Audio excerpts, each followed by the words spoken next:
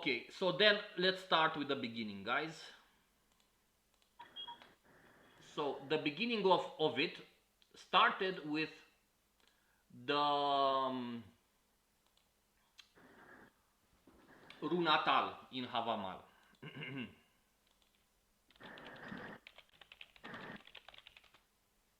With the Rune song, actually.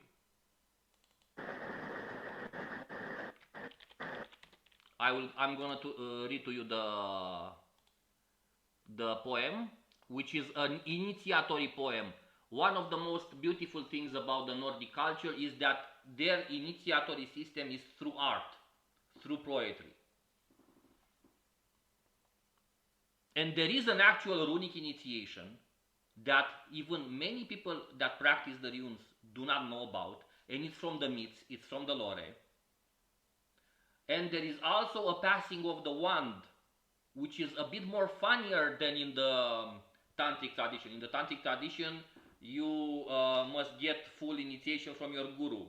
Here, it's a bit different. It's a bit more funny. It's a bit more in the Nordic spirit with riddles, with some kind of tests, with stuff that happens alive in your relationship with a teacher. There are some trials that happen in a group, or how people are meeting certain obstacles and how they defeat together the obstacles. You know, so it's an initiation by trial. It's not like you are called upon and you must prove your mettle. Let's say. Okay, let's start with the Runatal now. So Runatal is it's a initiatory poem from Havamal. Havamal means the words of the High One, the words of Odin. And the first 75% of Havamal is exoteric. It's a set of rules for the Nordic people, a set of moral rules for the Nordic people, but the last 25% of Havamal, it's esoteric and it's initiatory in nature. So let's start. I know that I hung upon a windy tree for 9 whole nights, wounded with a spear and given to Odin, myself to myself given. On that tree I knew nothing of what kind of roots it came from. They cheered me with a loaf and not with a horn. I investigated down below. I took up the runes. Screaming I took them, and I fell back from there. This is the first part of the poem. As I told you at the beginning, the Nordic spirituality is a hermetic, encoded, and full of riddles. And you must not take at face value what the text says ever. Okay? So now let's interpret what we just heard in the poem. I know that I hung upon a windy tree. The windy tree represents the soul, the hammer, which is the energetic body. Energetic body in the Nordic spirituality is called hammer. The haminja, the filja, and the hugur, munin, and the aspects of our inner identity, thought, memory, and stuff like this. So he hung upon the windy tree, which means that he abandoned himself to the power of his own soul. Yggdrasil tree, it's a representation of our own energetic body. Moving on. So it starts with this. He started an ascetic practice. I know that I hung. For 9 whole nights. 9 is the number of conception. So for him to give birth to himself on the tree of life, he had to enter an ascetic sequence of 9 whole nights, which doesn't mean here the ad literam 9 whole nights, but it means a period that you and every one of the practitioners need to give birth to themselves, basically. So the ultimate goal in the runic practice is to learn how to give birth to yourself, basically. Okay, so once you get on the runic path, you, much like Odin, hang upon the tree of life, and you learn how to reach a state of giving yourself to yourself. You abandon your lower identities, your lower aggregates, to your higher or more deeper self, which is called here Odin, but it doesn't matter the name. So we have 9 whole nights. The number 9, guys, you must know, it is a central number for the runic numerology. The number 9 is the most important number in the runes. I have put you on the group the 9 twigs. You have seen intersected 9 twigs, yes?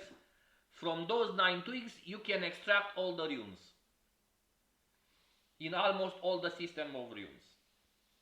So number 9 has many mysteries. Let's move on. So, wounded with a spear and given to Odin. This wound with a spear on a tree, this has a very Christian-like touch, if we think about it, because Christ was also crucified on a cross.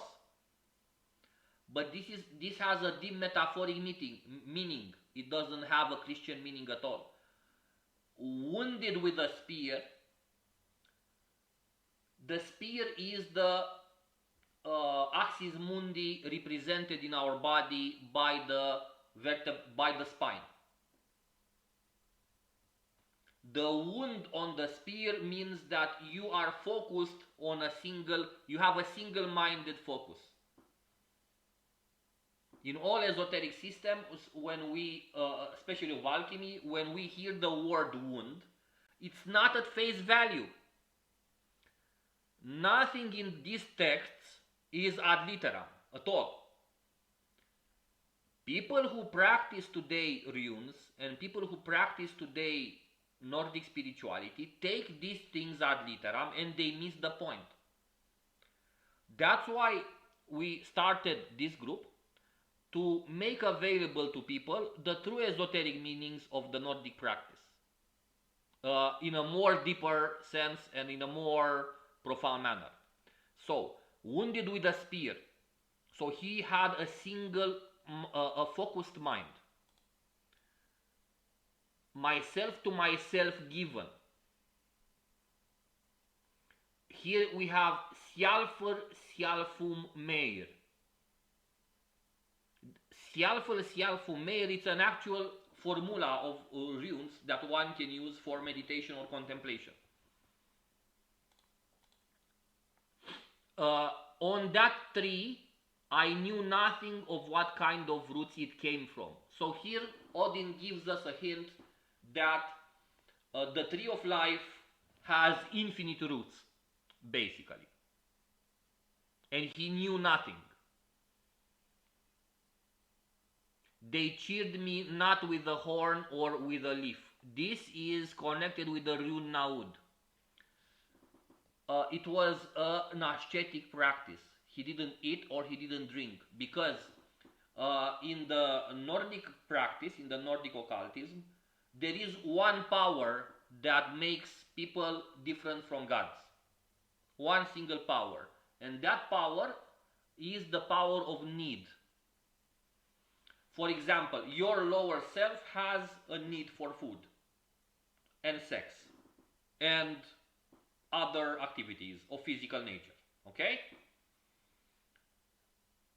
If you want to gather energy in the lower self, you must put harmony in the way you eat, and you must put harmony in the way you make sex, and you must put harmony in the activities you have regarding the lower self. So, if you want to be above need, if you want to be like Odin, you must defeat your needs. There are some ways to defeat the need. First of all, the word defeat is not the best. You can find a beautiful way to fulfill your need that is not harmful for you or others. Or you can, so the right hand path is I'm obtaining myself from doing certain things, and the left hand path is I am doing what I like without hurting myself and others. Let's move on. So this is where the true esotericism starts. So he said, I investigated down below and took up the runes.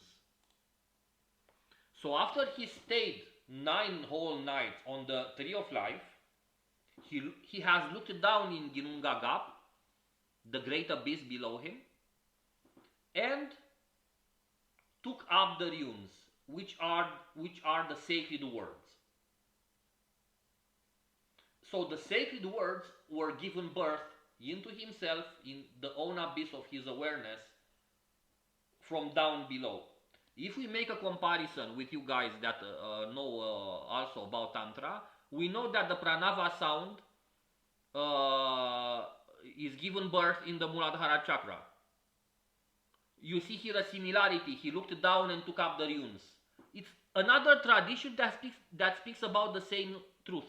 The fact that the runes are hidden deep in our subconscious mind at atavic levels, at ancestral levels, that are one with our primal energy, the primal forces in our sexual energy, our instincts. So when he says he took up the runes, means he raised his energy, and that produced sounds. And the sound, when the energy is raised, it produces sound in you. And those sounds, we learn how to hear them and reproduce them in many ways. The Nordic path is more straightforward. It's more visceral, let's say. Okay, so that being said, we will go straight to the part when we will speak about the runes a bit. So, first of all, in the poem, Odin says, a set of runes were given to the gods, a set of runes to the men, to the dwarves, to the elves. So, there isn't such thing as one set of runes which is the most powerful. Certain runes, a set of runes can be good to you at your level right now. And you can keep at it and you can dig into its mysteries for as long as you like. We, in this group, practice with 4 set of runes. For the beginners, it's recommended to master just 1 set of rune and keep at it for a long time. It's not recommended for you to spread your attention to more. Actually, you can work with only 1 set of runes your entire life without no problem. Okay? The fact that we work with more than 1 set is for research purposes only, for alchemical purposes, and more. Later on, it gets more advanced later on. But right now, let's cut straight to the profound aspects of practice. Okay. Okay, let me share my screen with the runes. The first set of runes that we will analyze today is the Elder Futhark set of runes. It is called Elder because it's considered to be one of the oldest sets of runes, but the Viking era that we know about is using younger Futhark runes. So basically, the real names of the runes were reconstructed based on the younger Futhark, the more recent set of runes we have, which we also work with younger Futhark quite a lot. Okay, let's see.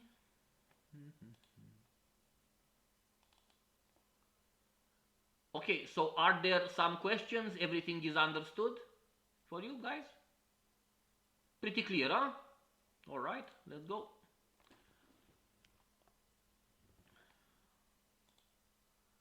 Okay.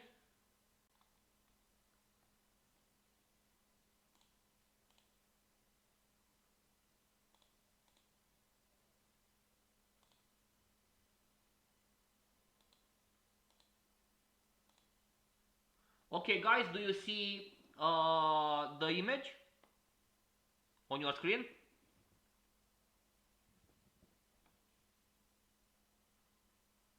Yes? You see it? Yes? Okay, good.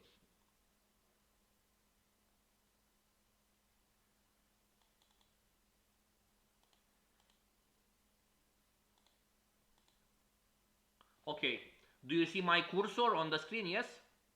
I need to hear because I don't see you.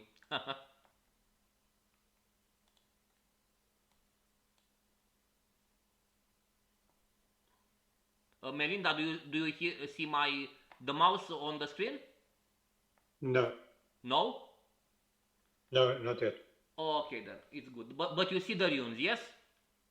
Yes, we do. Okay, good. So let's look at the Elder Futhark, guys, right now.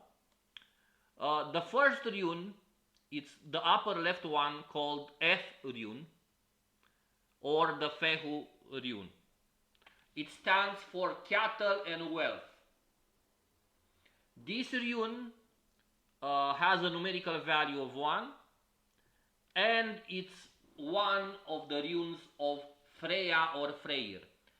An important element that you need to know here is that every rune has a god or multiple gods attached to it.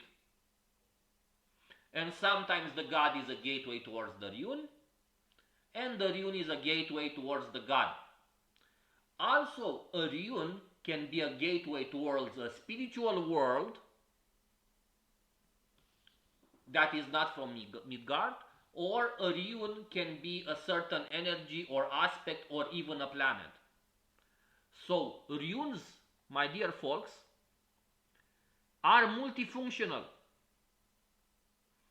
They connect with gods, planets, worlds, energies, parts of the body at the same time. The way in which you use the rune influences how you access a certain energy. Okay? So, this is the first rune, rune Fehu. It's also a rune, every rune has a dark side. This is what they never tell you in the books. This is what we will not learn in the online classes or books or YouTube channels. Every rune has a dark side. The dark side of the Fehu rune is strife, quarrel. For example, let's say you want money or wealth in your life, yes? Then you work with the F rune in a certain way that we will teach you how to work in multiple ways. There are like 30 or 40 ways to work with one rune, no problem. And if you exaggerate in chanting with that rune, if you do not know what you're doing, strife or quarrels in home can happen. For example, the number of chants recommended for a rune is 3 times, 6 times, or 9 times, or multiple of 9. If someone would chant very fast a rune and very loud, they will invoke usually the dark side of that rune. The way in which you need to chant a rune must be soft, gentle, with full attention, and not too much. This is a difference here between the Tantric system and the Baldur system. In the Baldur system, it's enough to chant it a few times and it has immense power. To chant it more and more and more times, well, what is the difference between a normal sentence that you want to implement in your subconscious mind, and a Baldur. Then, what is the difference? If a formula, we consider a formula to be a magic formula, it means we don't need to use it as a affirmation of autosuggestion. It works outside of the rule of impregnating our subconscious mind with the seed of a suggestion. Okay? The number 108, like in the tantric system, exists, and this is a very interesting identity and very interesting similarity. It exists also in the Nordic system.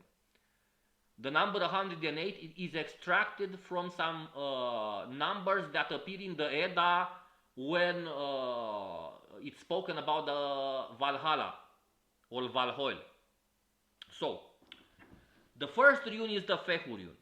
It is the rune of exchange of money or of basic necessities of life.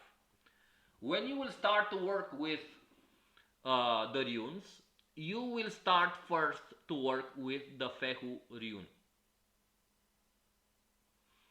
The Fehu rune, there are multiple ways to chant this.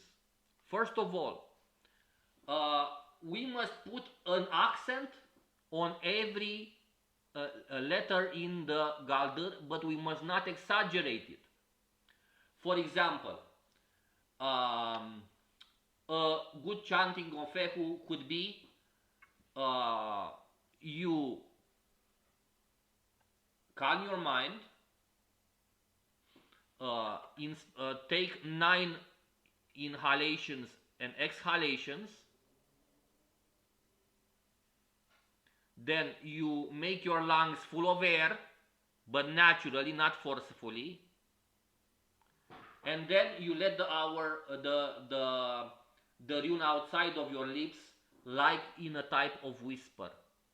You don't yell the mantra or the Baldur at all, never. This can cause serious issues in the energetic system. So, for example, you take a deep breath of air, but better you can employ also a visualization. You can visualize the rune in front of you. You take the rune from in front of you into your nostrils. You take the rune deep into your belly, and then you let the rune outside naturally, flowing.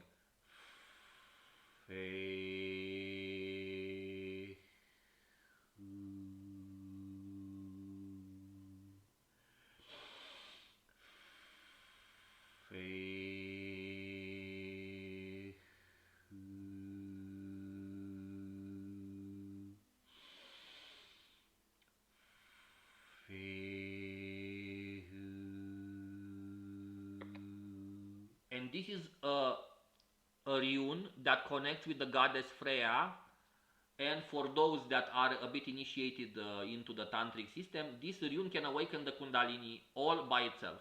Only if you say it, you can feel it. Freya is like the goddess connected with the Odic force at the base of our spine. It's like the Divine Mother in the Nordic system.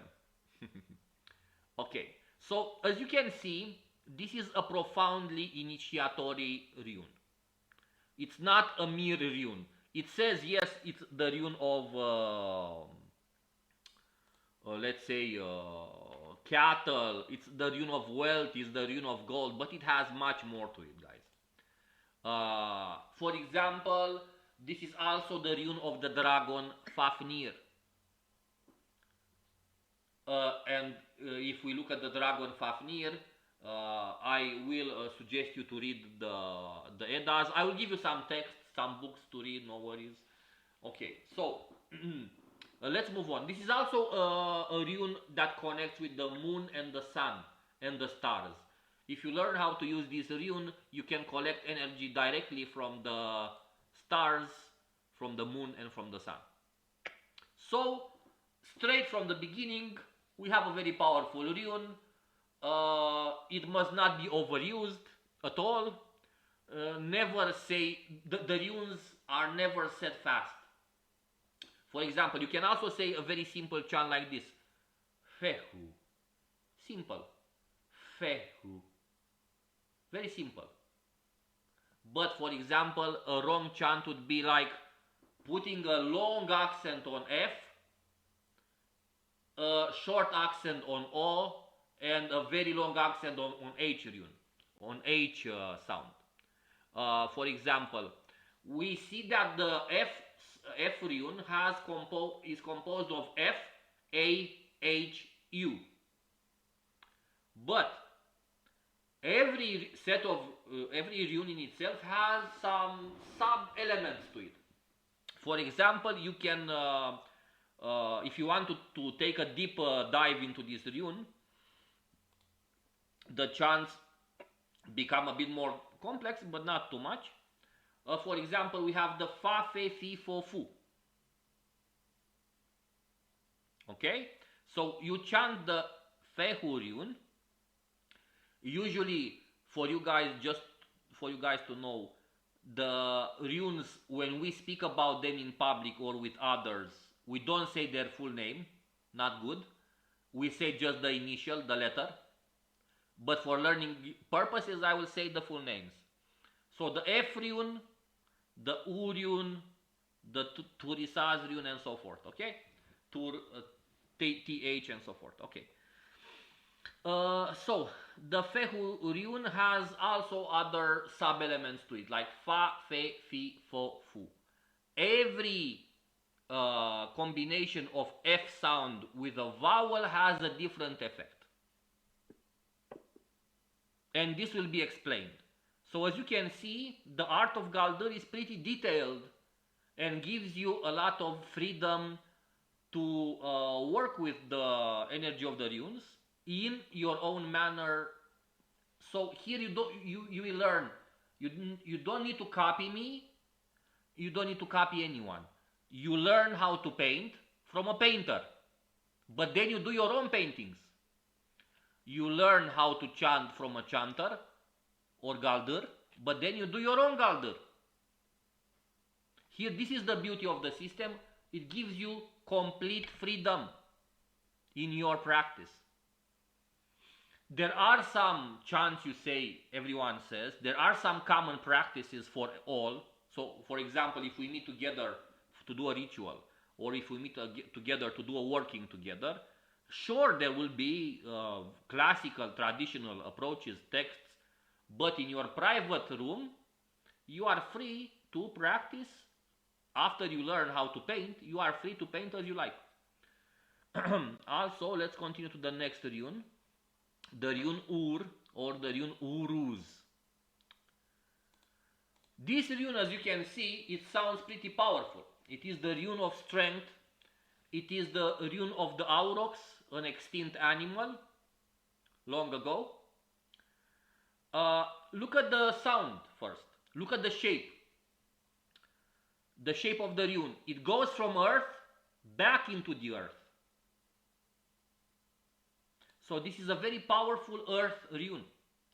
Every rune has elements to it, and it's a very powerful type of rune that can invoke the primal force in you. Also, this rune must not be exaggerated with.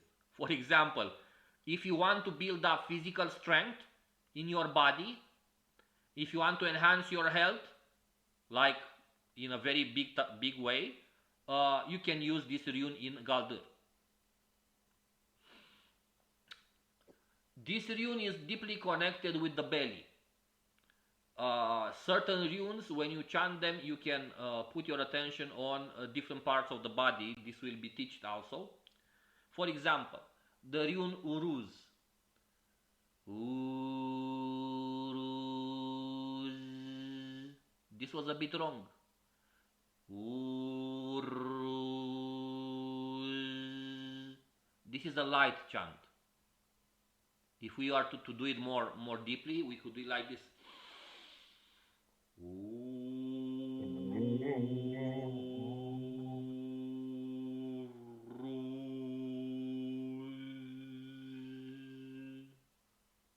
more short but more powerful. Uruz, uruz, uruz.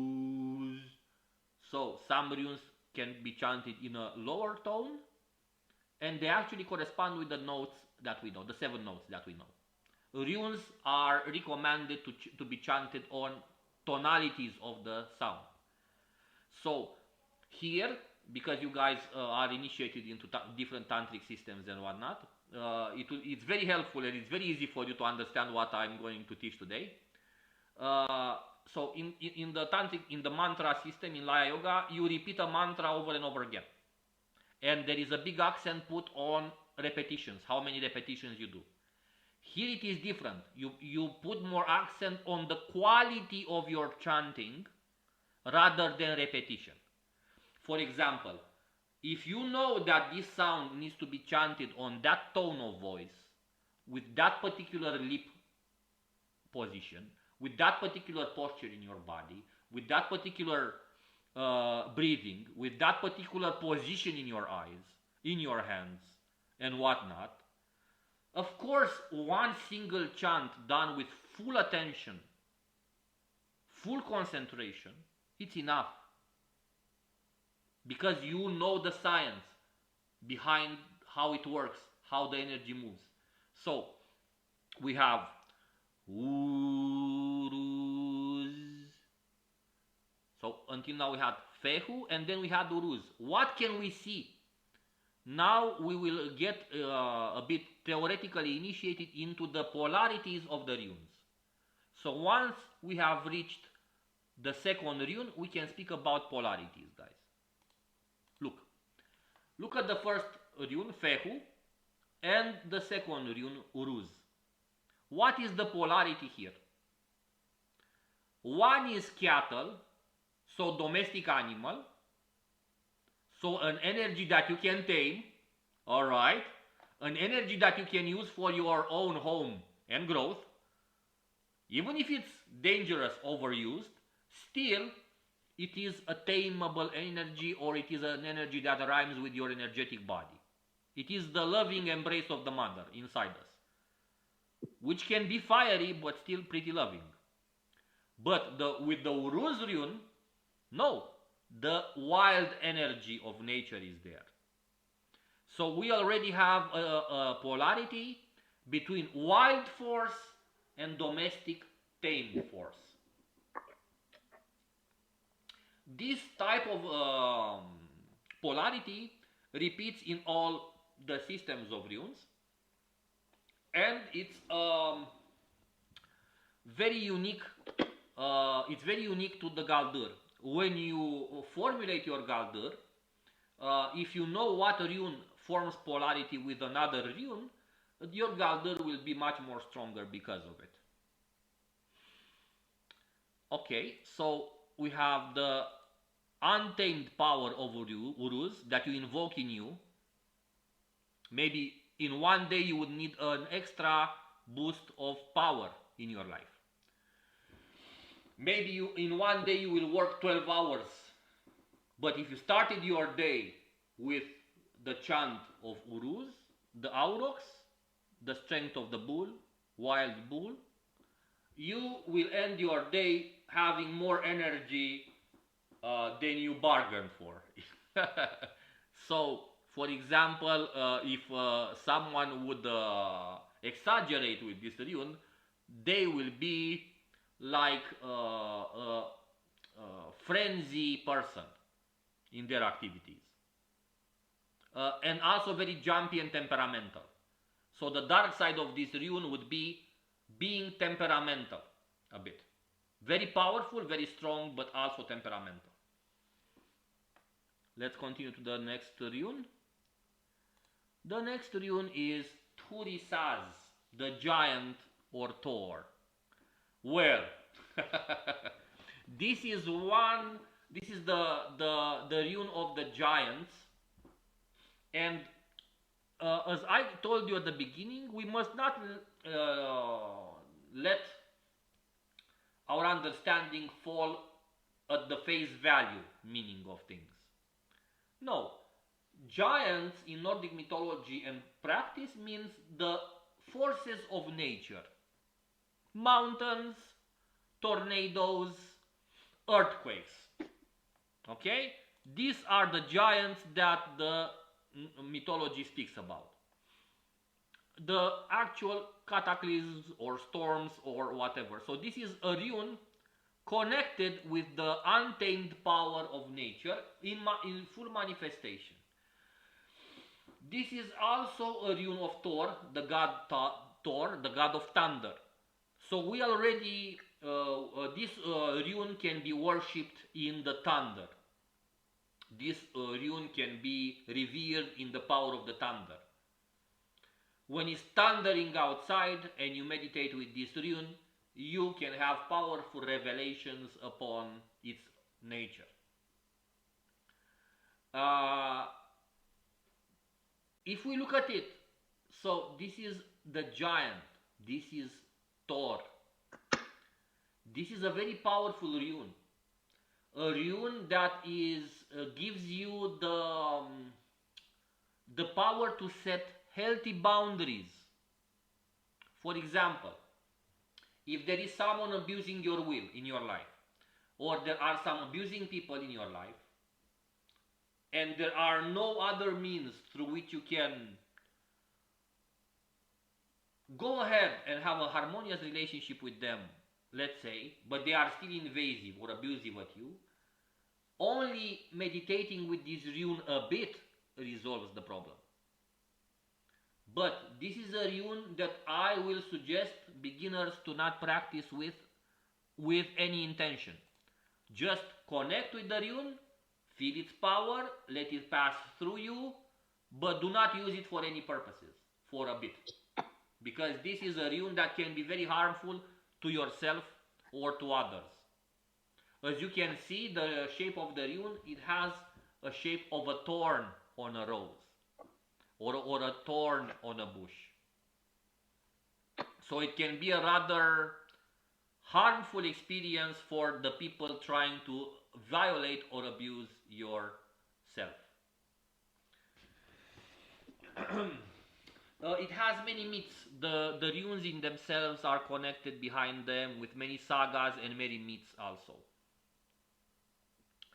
So, we covered the first 4 runes. What would be the polarity of the Thorn rune, which is also a wild force of nature, a bit harmful?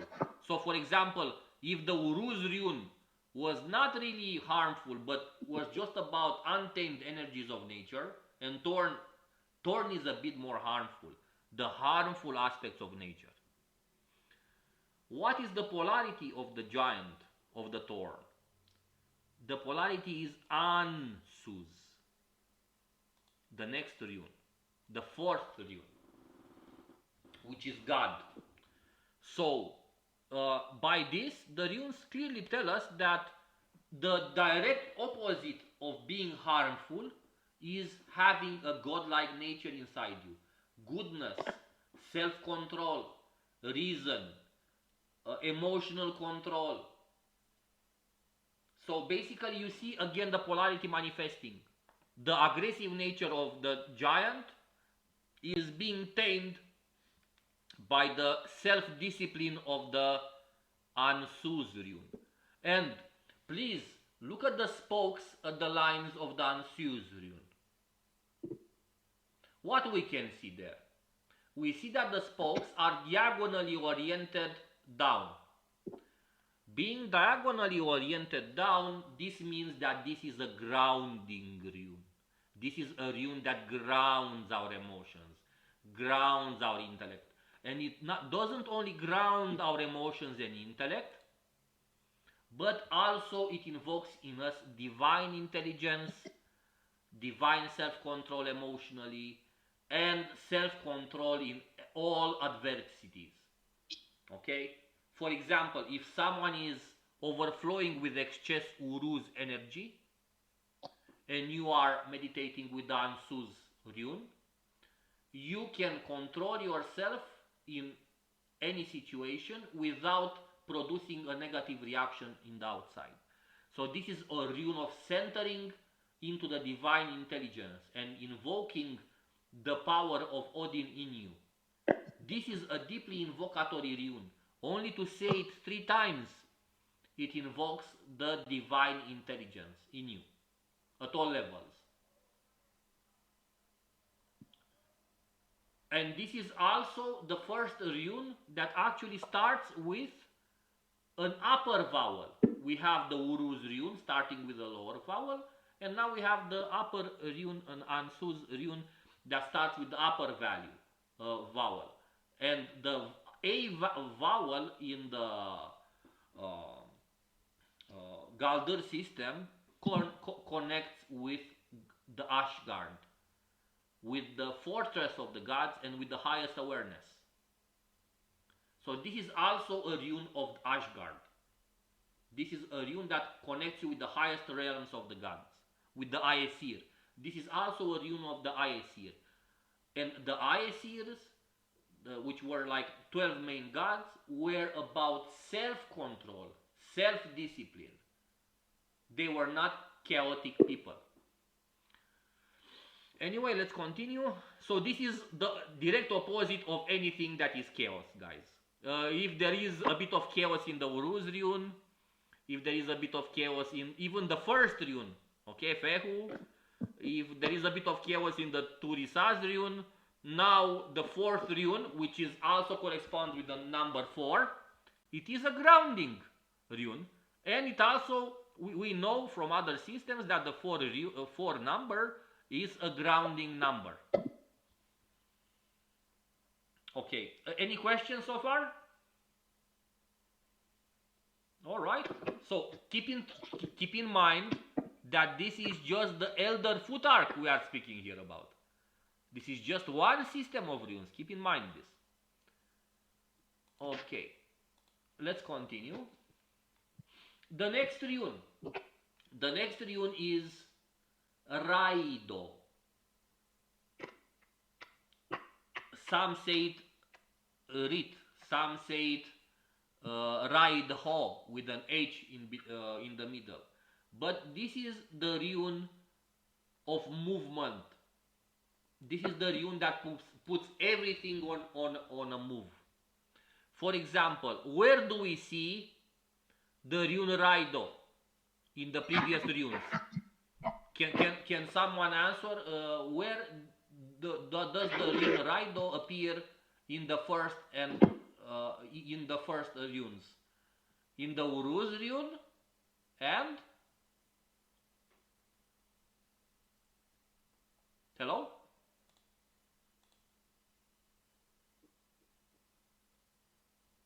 Hello?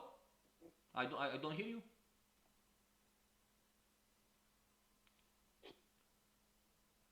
You guys hear me? Yes, we do. Okay. So the rune of movement appears in the previous 2 runes, Uruz and Turisaz. Are they not wild runes? Yes. You see? So everything is has a profound meaning, and everything makes sense when it comes to the runes. So we have the Raido rune, which is the movement rune.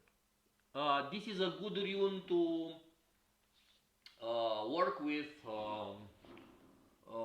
the elements of air, for example, or of water, flowing water. If you are going on a long road, this rune can guide your road. If you want to connect with the flowing rhythms of nature, this rune, meditating with this rune, can connect you with the different rhythms in nature, different seasons. This is also a rune that connects with the Big Dipper in the sky. Okay, so as you can see, the runes have also constellations as correspondences, not only planets. So this is a rune of mercurial power, of flowing power, of rhythm. This rune gives power and movement to all other runes that it enters in contact with. This is the movement rune of the entire system. There are other movement runes too, but this is the main movement rune. This is like, let's say, in the tantric system, because everyone here has also experience with the tantric system, so it will be easier if I make a similarity. No, it's the Kriya Shakti, the action. And this is like the Kriya Shakti of the Elder Futhark. This is like Raido, okay? Okay. Let's continue. Okay, the next rune, the K rune, it is the Kenaz rune or Kaun rune. Fire, Ulcer, Kaunan. This is the rune of the Dwarfs. This is the rune of skill. Of skill, of apprenticeship, of learning, of knowledge. So, for example, what is the polarity between Raido and Kenaz? Can someone guess the polarity for me? What polarity is there between Raido and Kenaz? I also want to mention that Kenaz rune, the 6th rune, is also called the torch, the bright torch, or the torch bearer rune. The polarity is this: they are not opposed, but they are complementary. Sometimes two runes are not opposite, but are complementary. And Raido and Kenaz means to walk with the light of knowledge in front of you.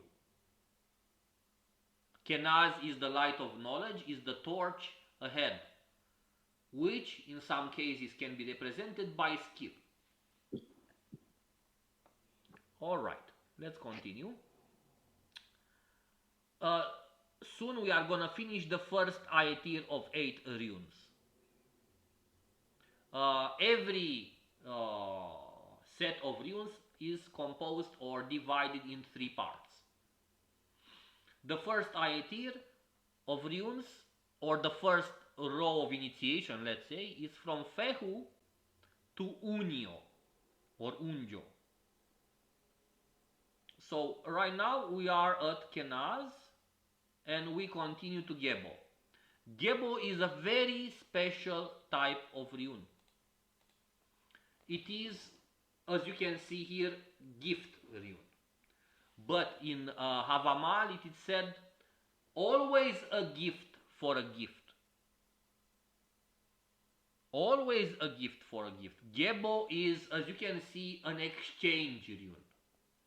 It is composed of 2 Kenaz runes, and the Gebo rune, it's also a rune used in offerings to the gods.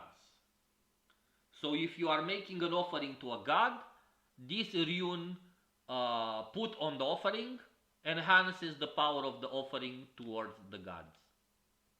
So this is the gift rune. Also, for example, if you have a transaction, or if you want your relationship to be mutual with a person in your life, the rune Gebo chanted before a certain meeting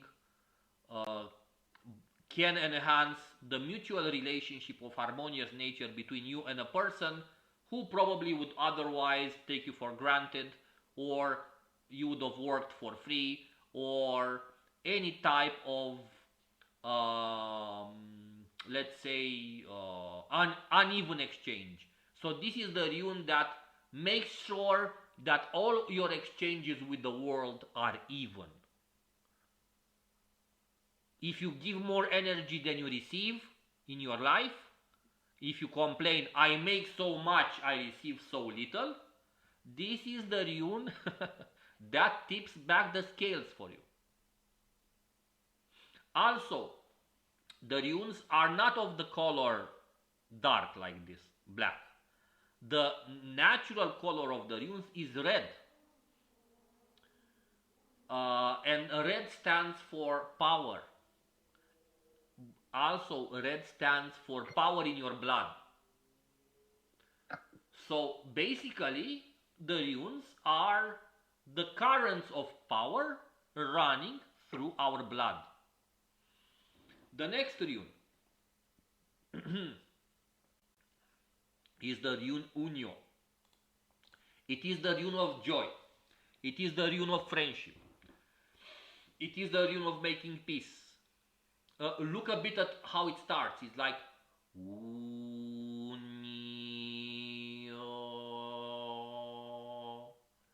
Unio.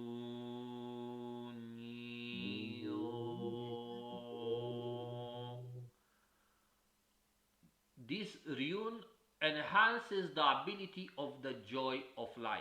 Why? Because look at it. If the Gebo rune, if the Gebo energy, if the G rune energy is balanced in your life, of course you will attain joy. So basically also the runes tell us a story about balance and how to attain balance in your life in all the degrees or all the frequencies of your existence. But to attain joy, you must pass and integrate harmoniously all the previous runes that were mentioned. So to reach a certain rune, you must integrate in your being the previous energy. And after you have finished with all the runes, then another level of training starts, and so forth and so forth. So what I recommend for you guys is this. If you really want to start to work with the runes, if you are really serious about this, take this as an absolute form of discipline. Do it with joy and at your own time. But take one rune at a time and work with it in chanting for a day. And make 24 days. Every day you pick a rune and you absorb and integrate its energy. Okay? So what after this meeting and explanation, what you would have to do is take a rune at a time, meditate daily with it. I will give you a format in which you can start the practice. You don't simply sit and start to chant. No, you prepare, you consecrate the space. There are multiple things you do before the chant, during and after the chant. To simply invoke the rune without no preparation could cause damage to your system, or can ignite in you aspects that you are not prepared to deal with. So, if you do the preparations, the warming up, every chanting needs a warming up, basically, okay? So, there are three stages: the warming up stage before the main Galdur, and then the main Galdur, and afterwards the grounding of energies. Because if you are gonna play with high-end energies, you also need to ground them very good. Otherwise you make boom. You explode on others. You become very temperamental, very egotic. Why?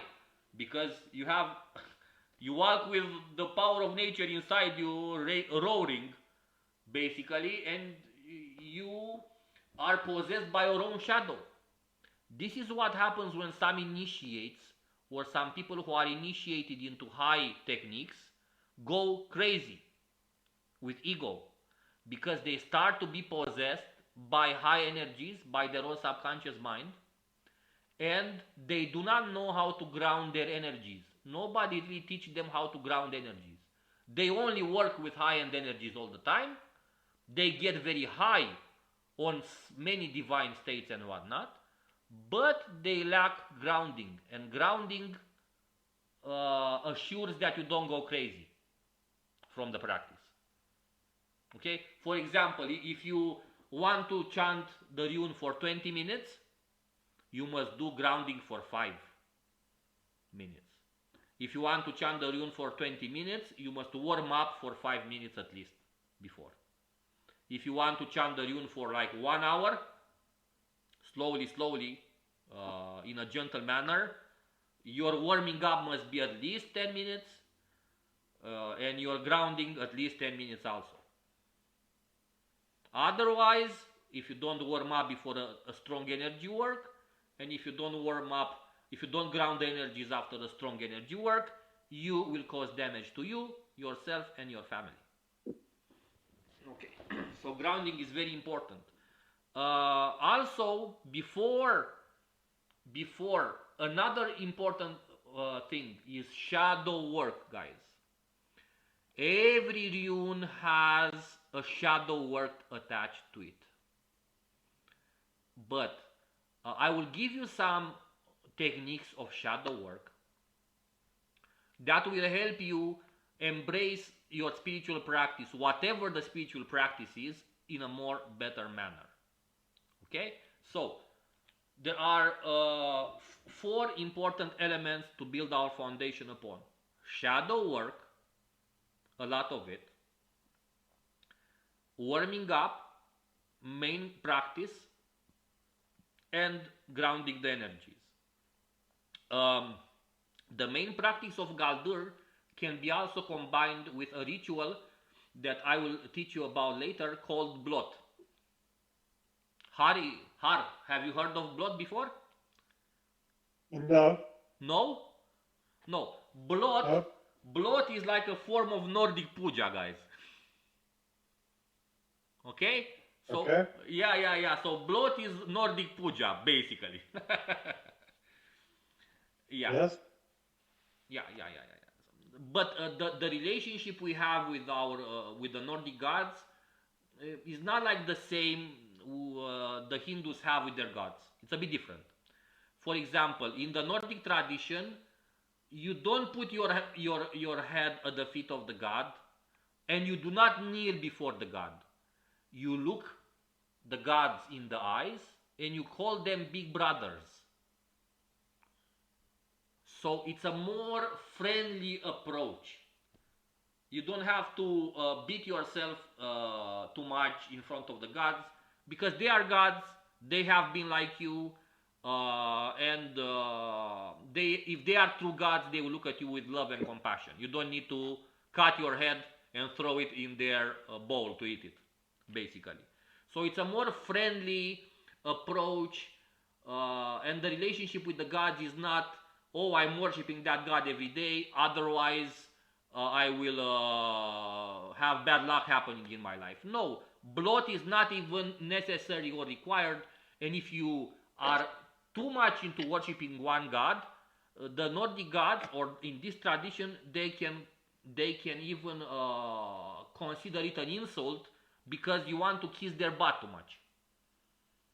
You know, it's different. I'm not saying in the Hindu tradition it's nice, it's beautiful. It's a different tradition, but here in the Nordic path, it's a bit more friend-like, let's say. Yes, Melinda, say. Unmute yourself, please.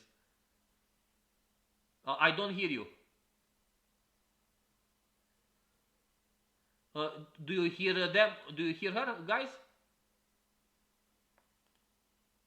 Yes, I hear you. No, you need to unmute yourself, Melinda.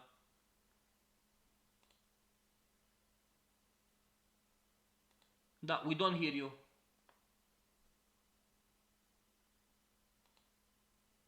Okay, I stopped sharing my screen. What do you want to ask? Put in writing. I don't know how to give you. Open chat, look.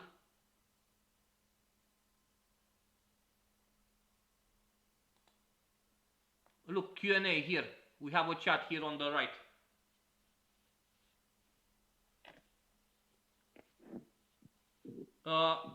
I hear someone right now. Yes, say Melinda. Now do you hear me? Oh my god, too loud. Ah, okay. Yeah, I closed it and open again because the microphone was on, but I don't Okay. know why you Let's didn't hear hear it. me. So you said that it's better to work with just one rune, but after that you said that we need to ground that energy. I was thinking now it's much better to work, how you said, opposite two runes on the day. Actually, this is the next level. Yeah. After you meditate with one rune at a time and integrate its energies, you start to work with two runes at a time. And how we ground the energy when we work just with one rune? You can use the grounding rune, Ansu's rune, or for example, a good grounding technique will be this: you put your attention on the feet, you put the hands on the sides, and you chant very deeply "ooh." Ooh.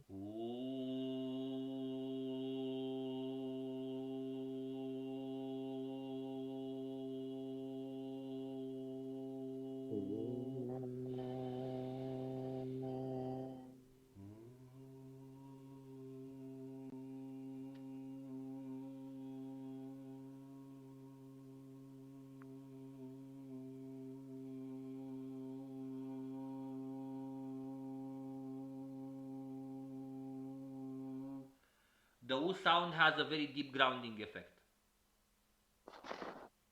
Okay, this is one, or you can use the rune Ansus for grounding.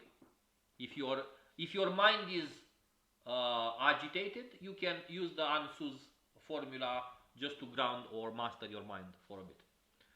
Okay. Also, there are a ton of grounding techniques, a ton of them. For example, when you are doing Galdur, if you don't want to overcharge your energetic system from the beginning, don't have your legs crossed like Padmasana. No, that will overcharge your system.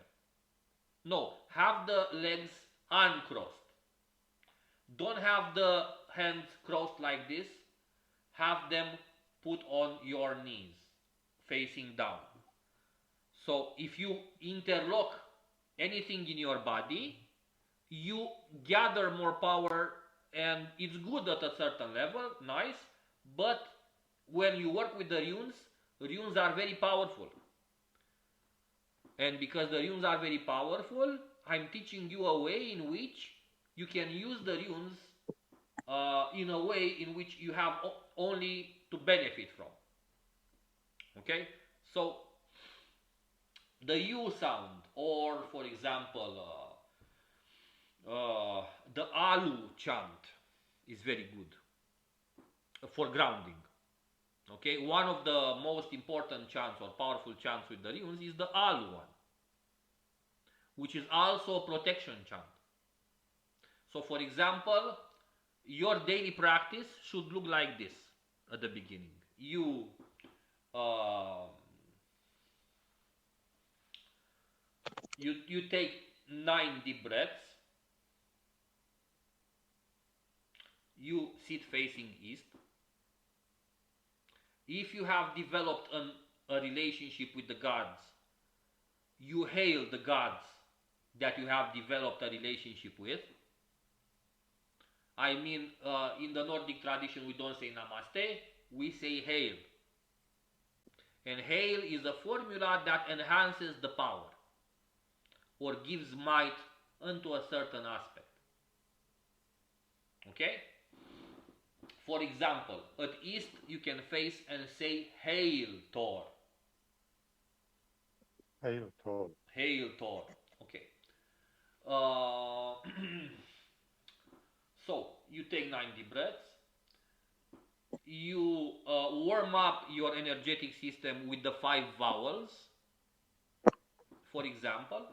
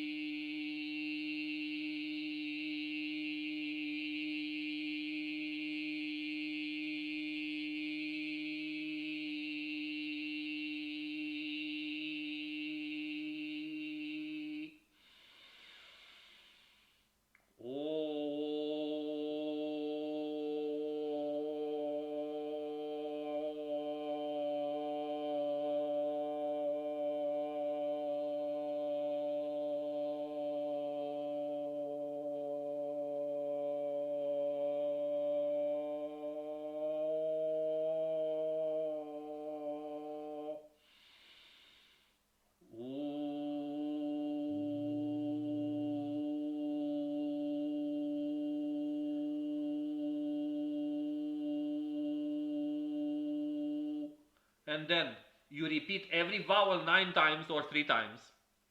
This is like energetic warm-up for the runes, okay? So, let's speak about the vowels a bit, okay? The vowels are the soul of Baldur, okay? Very important. The vowel A connects with the divine mind, with the higher realities. The vowel A with the divine laws.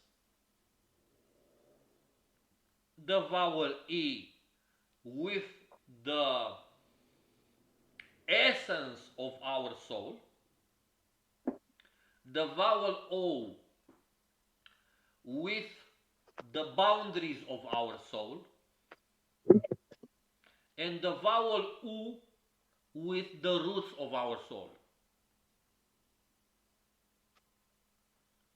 So, when you are aware of the meanings of the vowels, once you start doing the rune, you start having revelations. Can you repeat again, please, the meaning of the vowels? The first one is connection with the God consciousness, and the next? The A sound is with the divine laws. Yes. The E sound with the essence of the soul, with the feeling of I.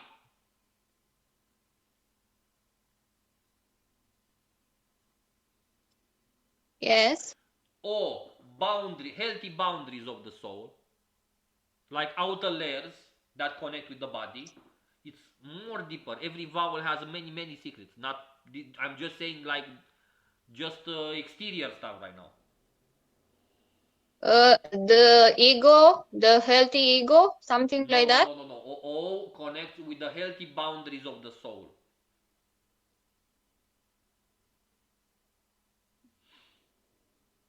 Yes. And U, the root power of the soul. Thank you. Yeah. There are many ways to chant the vowels. Many ways. This is like a basic warm-up session you have to do. Then after you have chanted the runes, the vowels, sorry, you need to activate your 3 selves. So you sit in the east, you say hail that specific god. You can light up a candle corresponding with the color of the god, but this is like too complicated. Light up a candle, okay? Warm up your energetic body with the vowel chanting. Then you need to activate your 3 selves, which is like this. You touch your forehead and you chant Odin. Odin.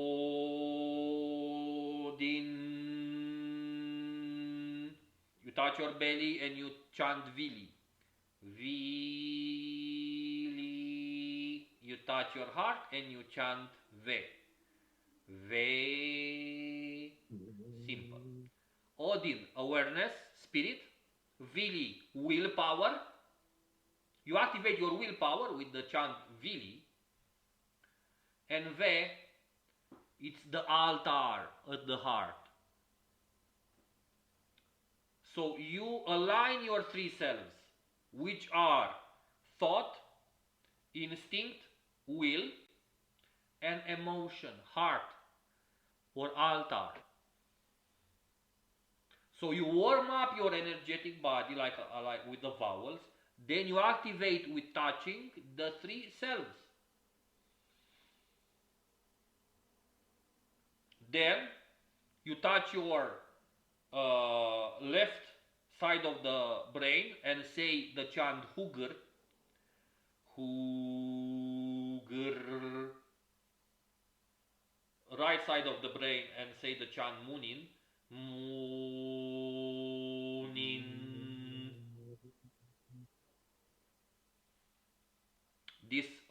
balances the upper self. And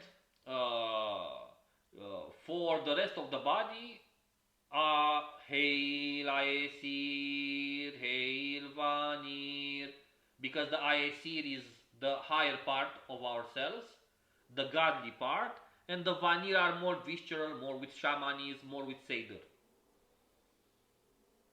Also, guys, I want to mention to you that there are actually two paths with the runes, not just one.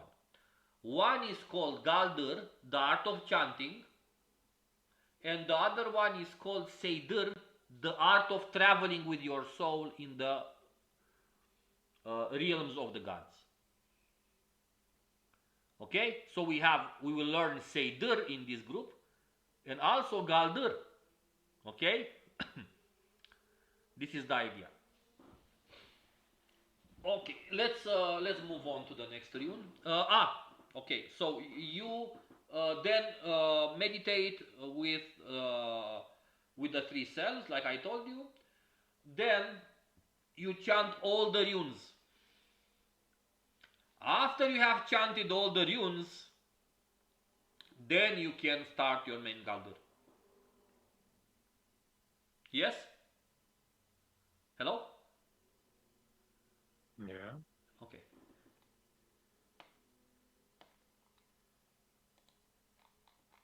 Okay, let me give you an example of chanting all the runes, yes? For your benefit. Let me share my screen. Share, okay. You see the runes? Yes. Okay. So we did all the warming up, yes? And then we start. Fehu, Uruz, Turisas, Ansus,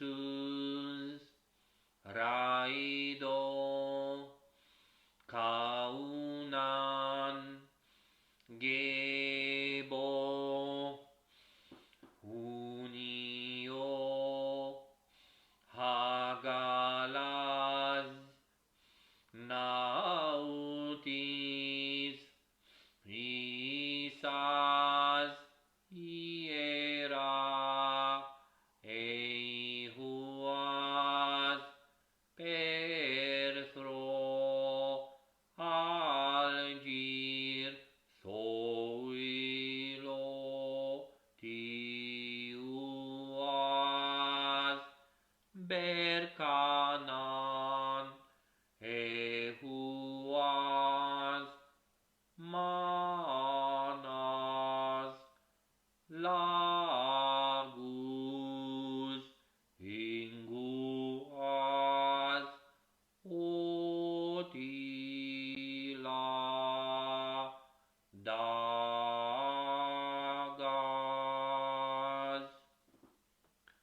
This would be, dear guys, an example of chanting. Okay? You see the runes, yes? Okay. So, was it clear for you in the chanting? Did you hear it properly? Okay. So, Yes. also, I need to teach you another important aspect.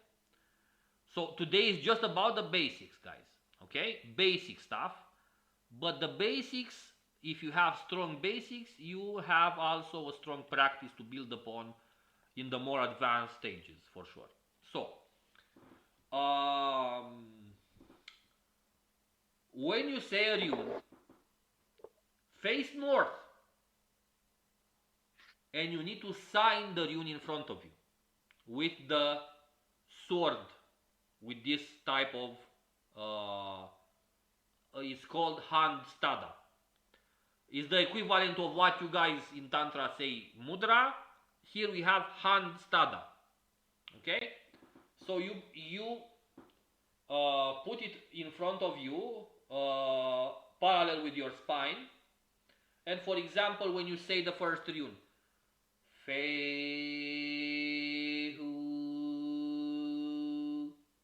Uruz, Turisas. Okay? So, you go in a circle around you from north. You start from north and you end up at north with the last rune. And you invoke the runes in a circle around you. And then, when you are protected by all the runes and you have invoked their power around you, you can hail the gods. You hail Aesir, which are the gods of reason, of divine intelligence. And you hail Vanir, which are the gods of agriculture, of abundance, of Seidir and shamanism. Aesir are the gods of Galdor. Vanir are the gods of Seidir, of shaman practices. Okay? And you also hail your ancestors. Hail Disir. And you also hail the land spirits. But right now it's too crowded for you. You understand? I don't want to crowd your minds with too much theory, okay? So let's continue. Okay. No worries. Hari, if you want to join back or not, it's your choice. Yep. Yes, I like it very much anyhow. Thank you so much. Yes, yes. Anyway, so we have dealt with the first 8 runes. Now we enter the second Aetir. I think it's much better to work with this, and after that to meet again and speak, because it's a lot of information. It's just my opinion. Yes, yes, yes. We will go briefly on the next Aetirs, on the next 2 Aetirs. But we must have some dedicated time with every rune in itself. Yeah, it was very good that you said all the names, to know the names, but I think it's much better to have now 1 week and to work with this rune, what you said, and to ask you privately, I did this rune, look what happened, If you say all the runes, it will be too much. Okay. This is my opinion, okay. but... do you guys want like this? It's fine. You have a lot to work with anyway, so far. What do you say, guys? I don't hear you so much. I agree with you. What? Hari?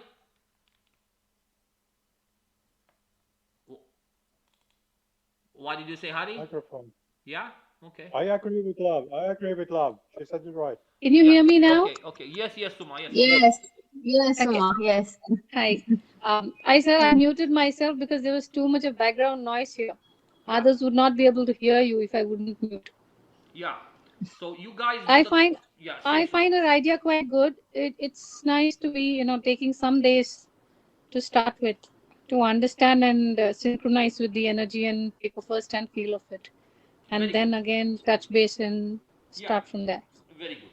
So take 1 rune at a time every day. Don't neglect the warming up. Be gentle with yourself in the initial practice. Do 10 to 20 minutes of main chanting the rune. And then close again with chanting all the runes. You can even close the ritual by chanting the runes in a reverse manner and then ground the energies with the U vowel. Also, for those that are really keen to grasp the runic mysteries more or to advance on this path, I will also teach you some stuff regarding how to get initiated into them. According to the lore. It's not made up by me, it's found in the lore. Okay?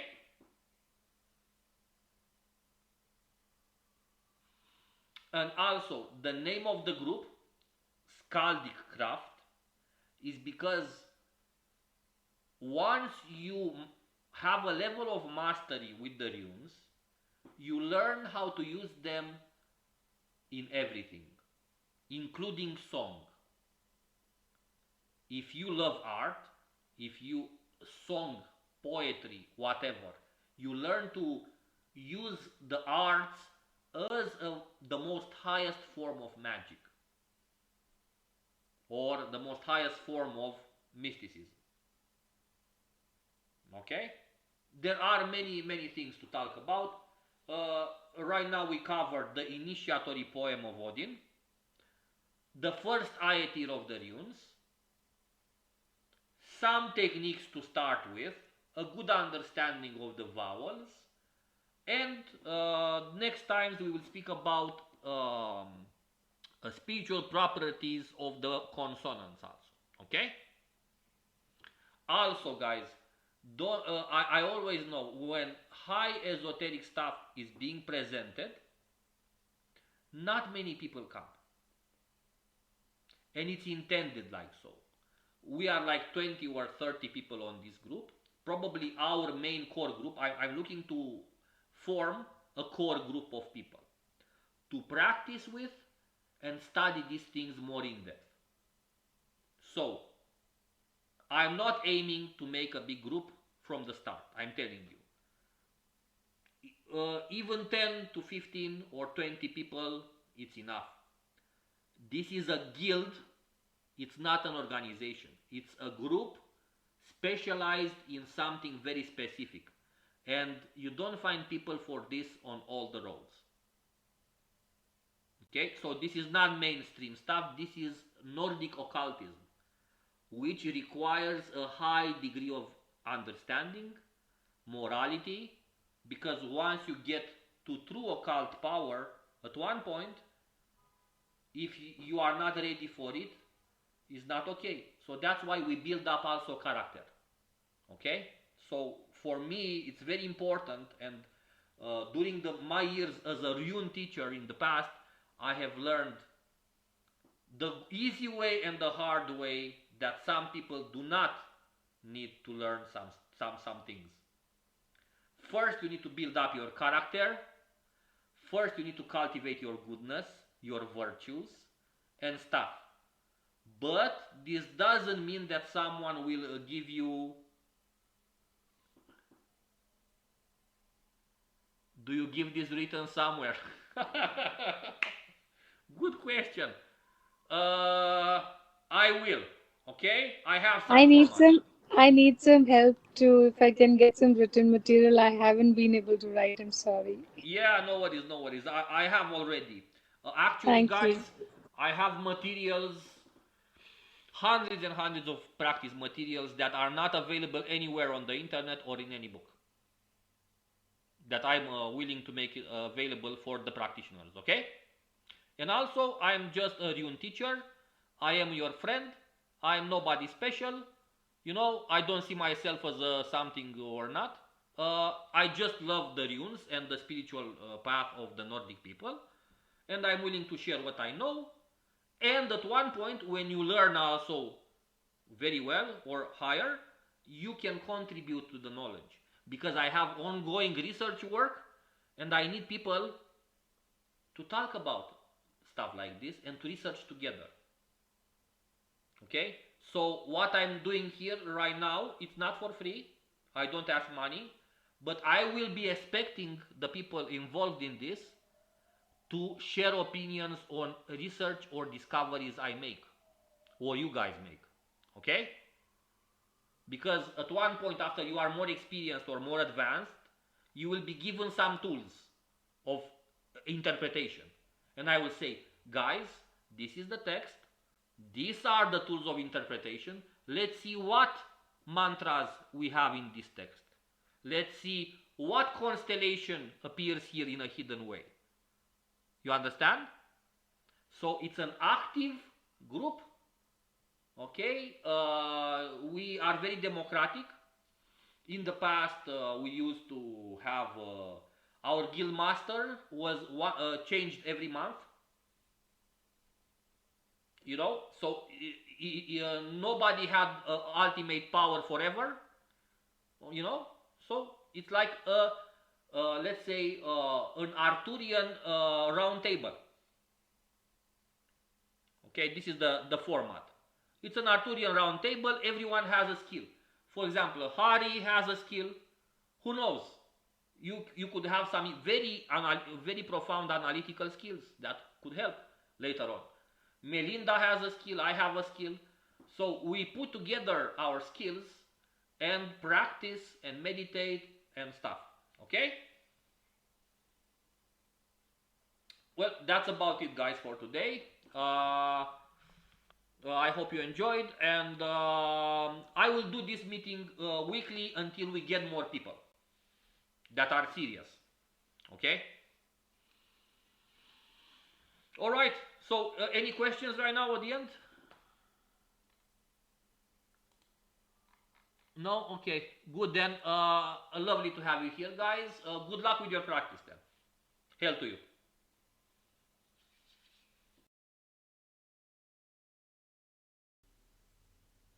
Alright.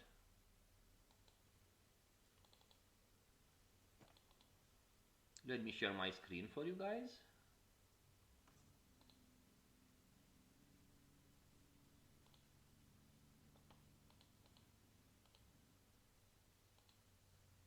You see it? Yes. Okay. So now, last time we have stopped at Unio. The first Aetir from Fehu to Unio has 8 runes. Mm-hmm. It is called the Idea of Freya. It is an Aetir where the initiate builds up strength for the test or challenges to follow in the second Aetir, which is an Aetir of Hymir. Hymir, which is the father of Tyr, or Tiwaz, which starts the second Aetir. So, first rune, it is the rune of hail. It is called Hagalaz, and it is a rune of deep transformation. This rune must be used with care. For the beginner, it is not recommended to work with enchanting. It is a rune that invokes transformation. For example, if there are stagnant energies in one's life, one can learn how to work with this rune to banish the stagnant energies, but this will also invoke challenges in your life that will ignite some growth. This rune has many secrets. This is called the Mother Rune. This is, I would say, the most important rune of the set. The Mother Rune. It is a rune of that produces the most atavic forces. It awakens in us the most primordial powers, let's say, of the awareness of divine nature, not only animalistic ones. So this is the idea. If the primal powers of the first 3 runes can be called atavic or primordial or animalistic, the rune Hagalaz invokes, let's say, in a way, the transforming power of divine nature. After the transforming power of divine nature in Hagalaz is invoked in us, we face the next rune, which is Nautis. As you can see from below, need or hardship.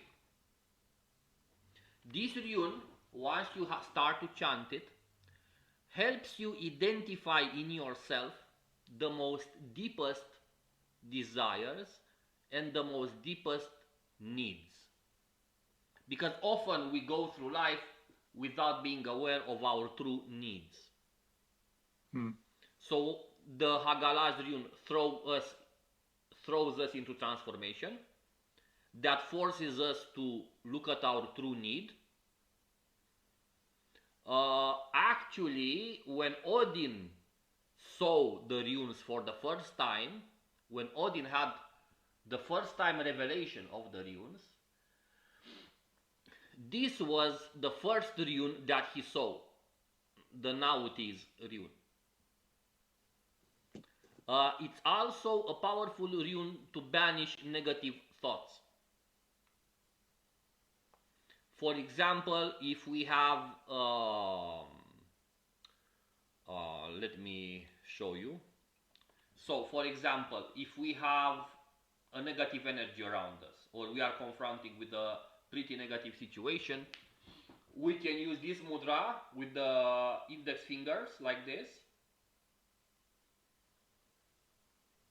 and we can chant the rune Nautis while doing like this.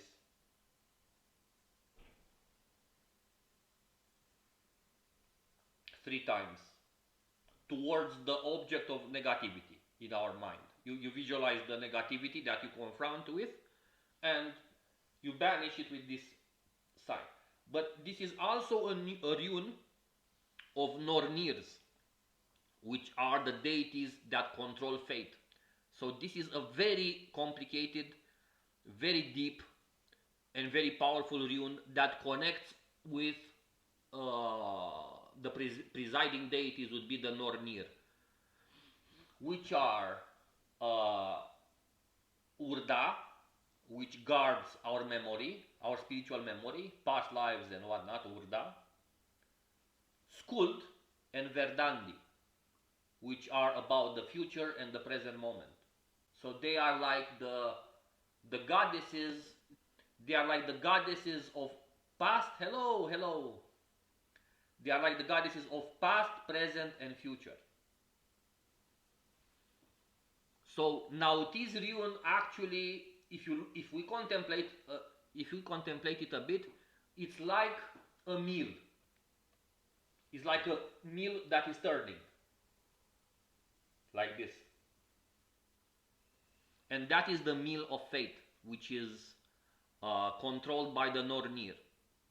The Nornir in the Nordic pantheon of gods are above the gods in many ways.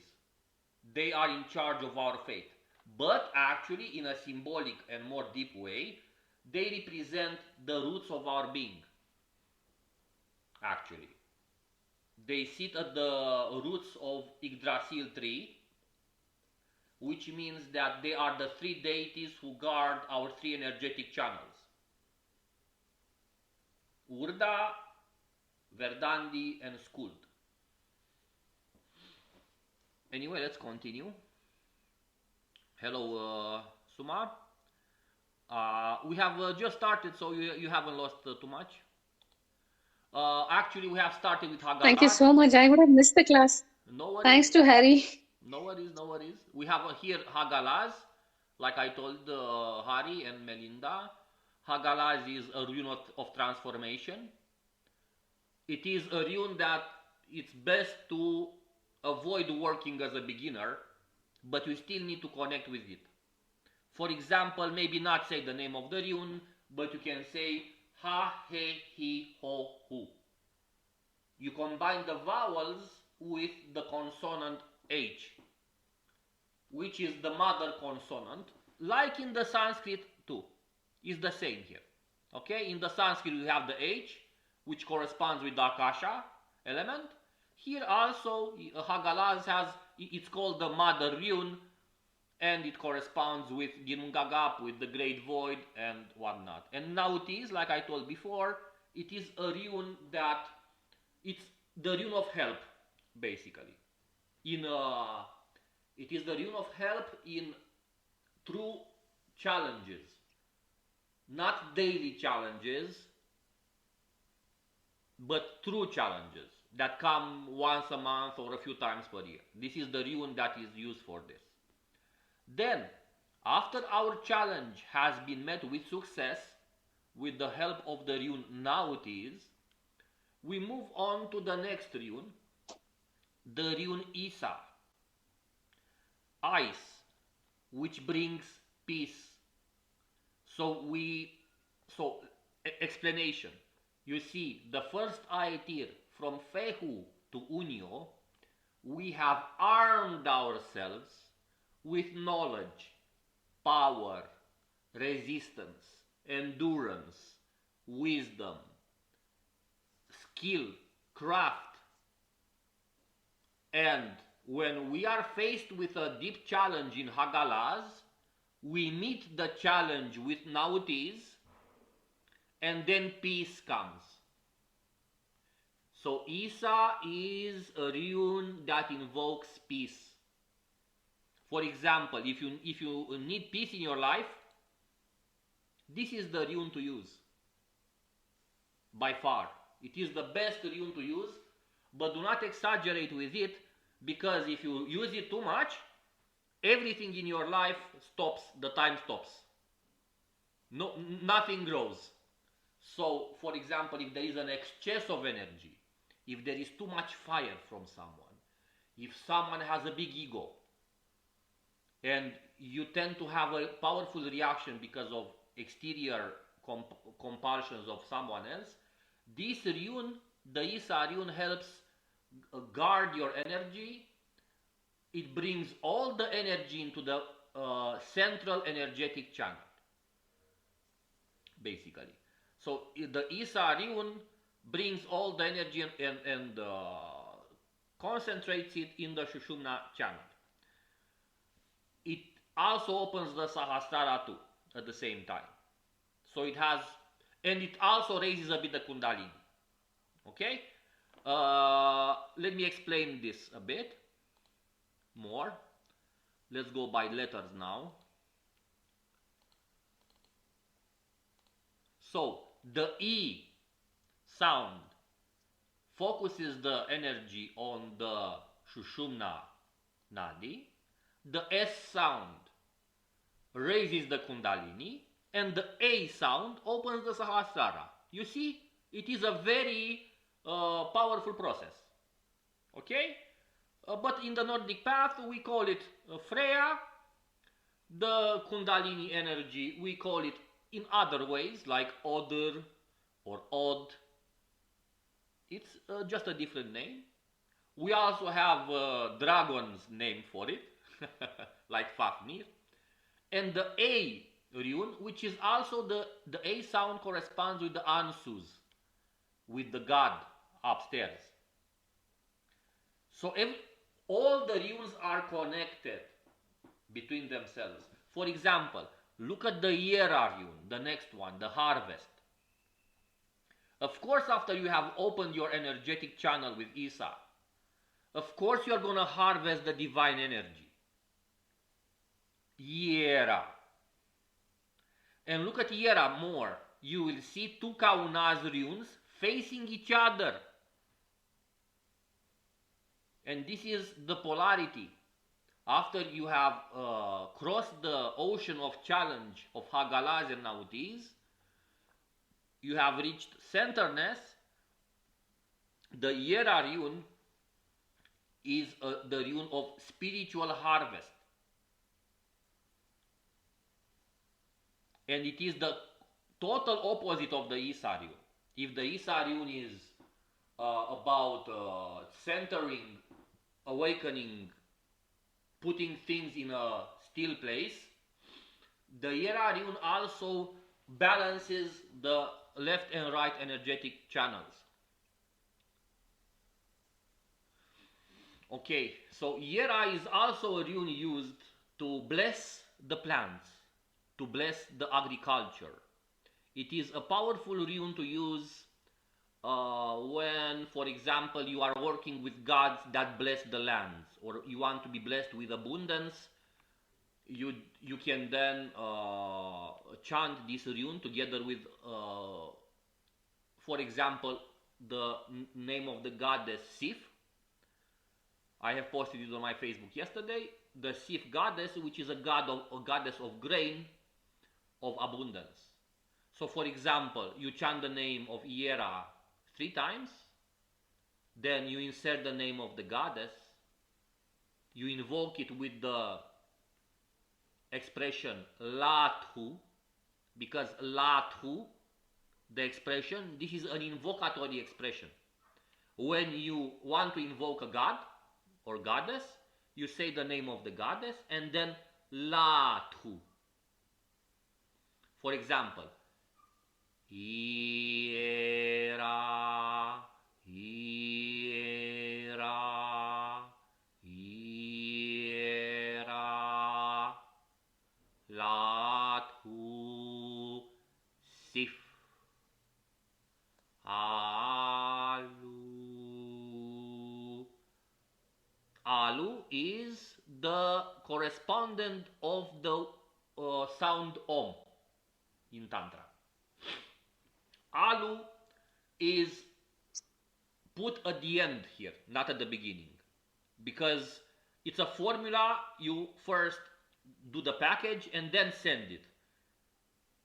Okay, this is the idea. Then send it to the universe. You put first the address on the package, then the name of the person, which is the god, and then you send it with Alu.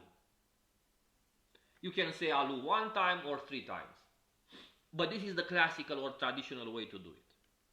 So, name of the rune, name of the god, with Latu, this is the invocatory formula, and then Alu to bless and to send the Baldur into manifestation. Also, once you say Sif, Latu, Alu, for example, you can also do offerings of grains to the image of the goddess. So, it's a very natural process. Okay, let's continue to the next rune. Okay, so we have the rune Hours. This is a very interesting rune, guys. Hours, yes. This is a rune that connects the celestial realms with the realms of man. This is the actual rune that you can use for protection, and it draws protection from the sky and from the earth at the same time in your being. Also, it's one of the runes that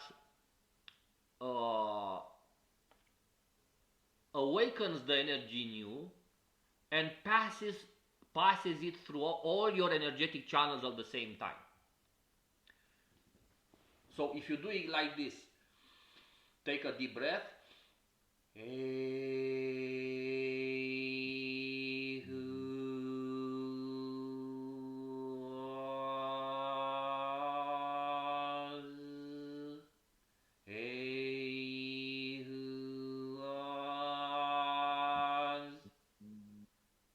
And this also invokes the divine laws. So by the divine laws invoked in this rune, you are protected by the sky and the earth.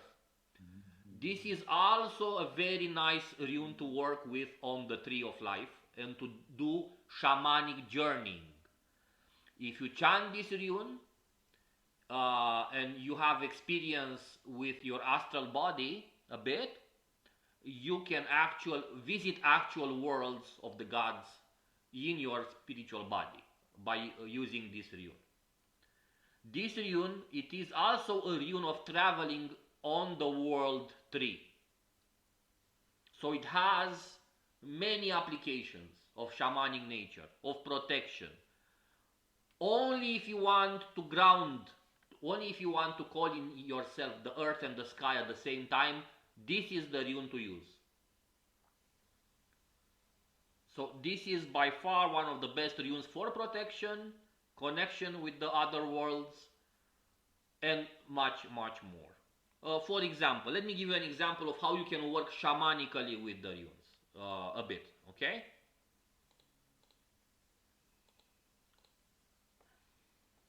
Let me bring my my huge drum. Oh, I haven't shared my screen with the runes? I forgot what. Okay. I will do so after this. Okay. Sorry. Bringing my huge drum right now.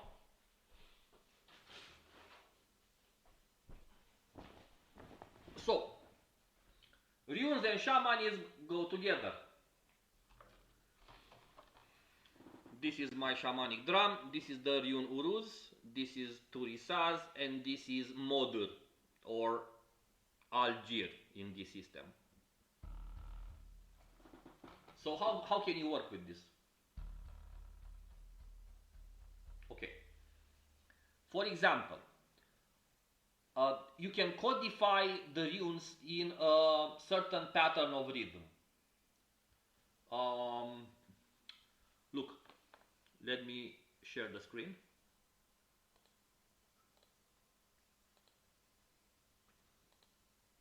So we look at the rune Hours. We have one beat for the. We have two beats because it's the second diatir, and we have 1, 2, 3, 4, 5 beats because it's the fifth rune in the second diatir, and it will go like this.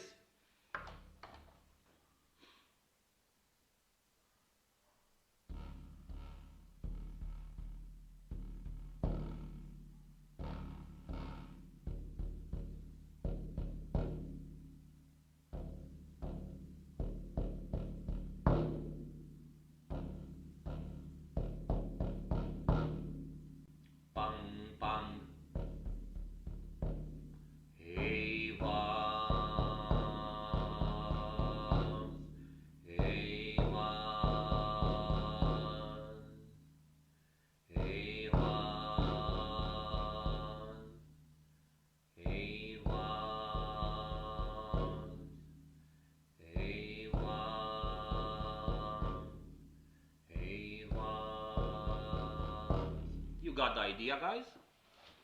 So Yeah. this is a small example on how you can play with the runes, and this is a very flexible spiritual path. Here you are your own master. Of course you learn from experienced people, but here you are free to visit the worlds. You are free to interact with the gods and visit the gods in their own homes.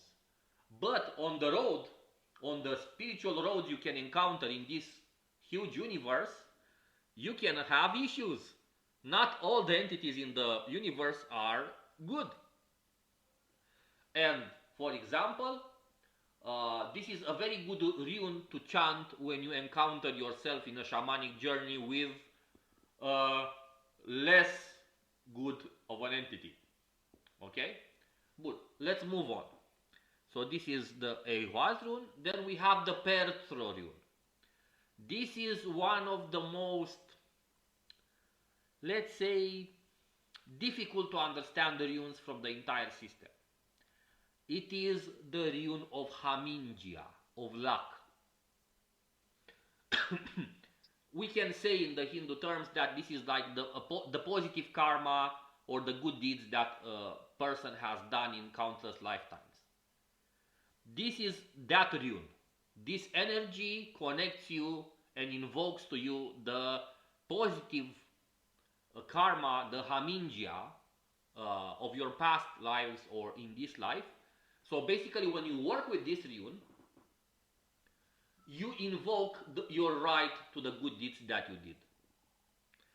It can connect with past lives, this rune. As you can see, it's like a door of entrance to the left energetic channel, where all our past lives are hidden. So Perthro, it is a rune that you can use and meditate with to enhance your intuitive faculties, your psychic faculties, your divinatory practices. If you meditate a lot with this rune, you can end up seeing the future, the past, and seeing hidden things in the present. This is also a rune that is called in other systems hidden treasure. So this is also a rune that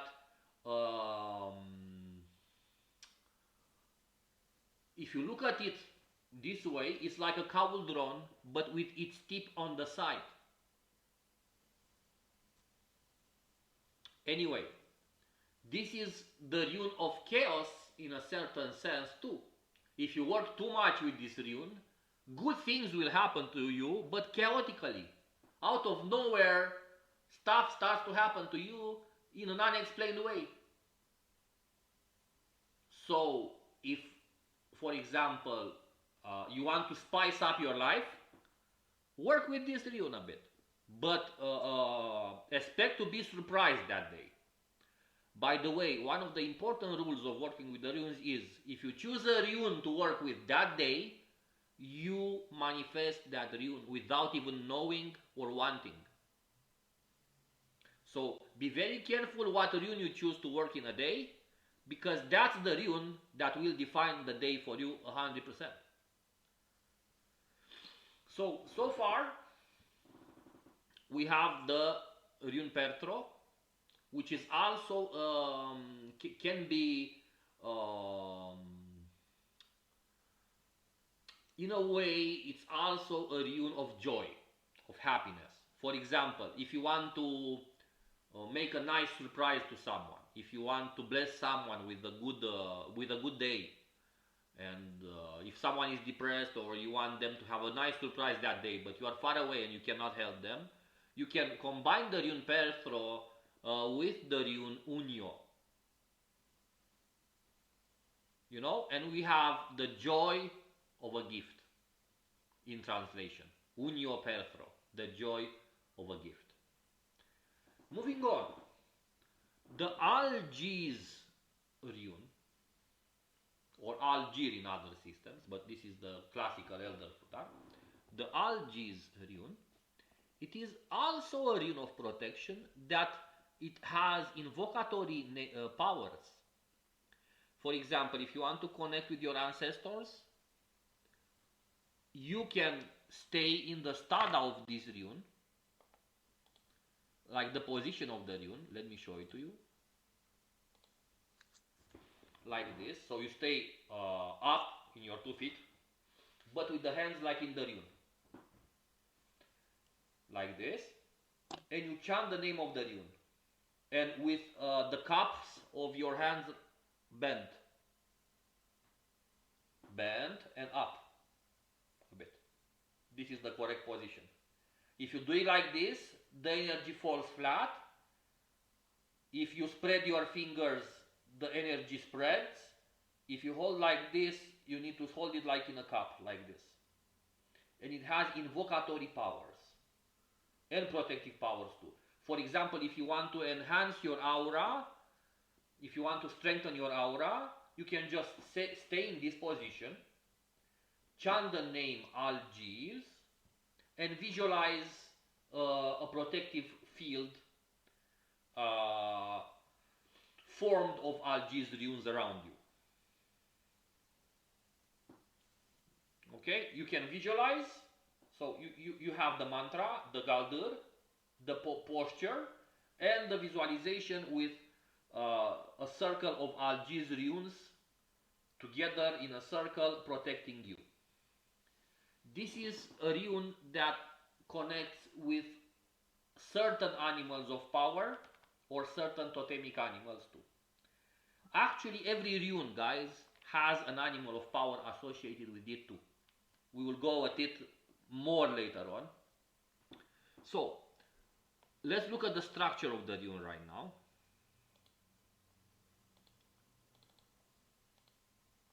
So we have Algiz. The structure of the rune, Al-Giz,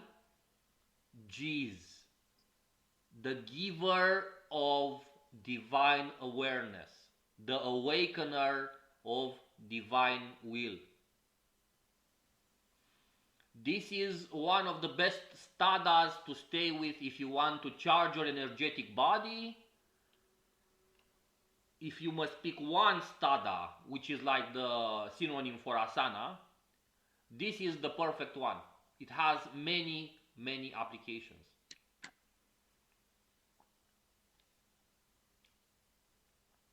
Actually, there are 3 runes that you can work with in stada, do like sacred gymnastics, and they are Algiz, Isa, and Ur. I will show, if you guys are interested in runic gymnastics also, these are the 3 runes you need to start to work with on a daily basis. The Rune draws energy from earth.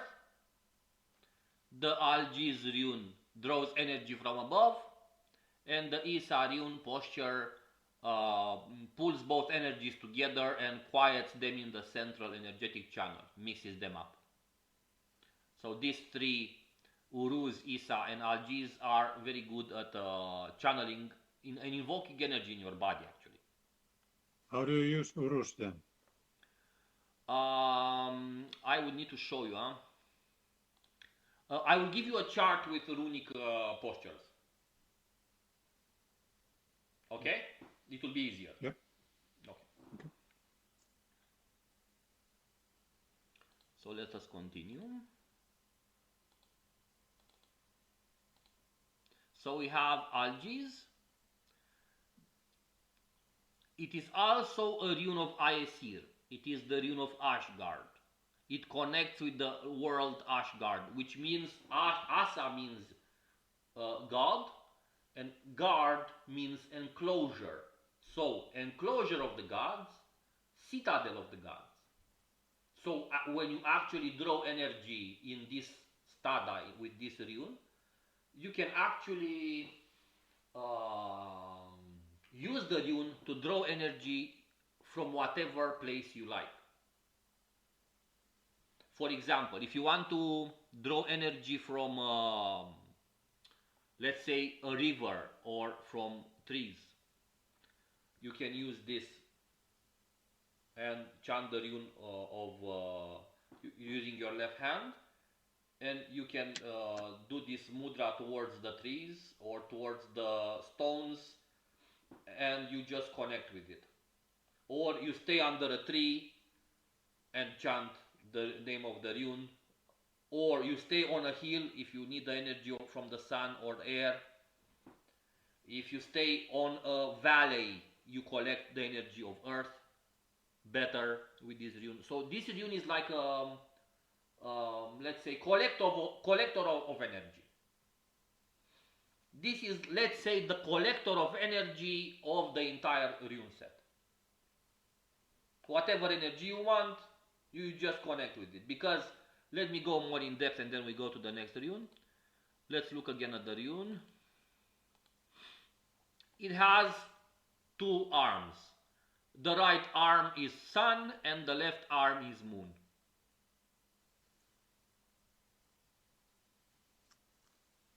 Okay? So it has all. With this stada you can play a lot with the energies. The next rune, it is the rune of the sun, Sowilo. It is the rune of the sun and it ignites powerfully the lower energetic body, the inner sun of our being. It is also the rune of Baldur. If we look better at the rune sun or Sowilo, we see that there are 2 Kenaz runes that have united. Please observe. Where do we also see 2 Kenaz runes that have united? Where? In Gebo, in Yera, Ehwaz. Pretty interesting. So we see also the Kenaz rune in the Algiz rune. What does Kenaz stand for? Skill. The power to do, the know-how of how to do, the applied knowledge. So Yera brings balance, Ehwaz brings balance between up and down, Perthro extracts with balance hidden energies, Algiz extracts energy from above, and Sowilo it's the same. It It makes, this is also a rune that signifies the power of the thunder. Because Thor marries Sif in this rune. Thor has a marriage with Sif in this rune. Because Thor is the sky and Sif is the earth. So when we chant the rune, Soilo or Solo, Soiulo, this you need to meditate on the marriage between sky and earth in your being. If you want to invoke the solar qualities that make you invincible spiritually, and if you want to invoke powerful solar qualities that enhance your immunity system, the power of your mind, your being all over basically, let's say chanting this rune one time at least has the power of many Gayatri mantras put together. Because the names of the runes are formulas, are magic formulas in themselves. So,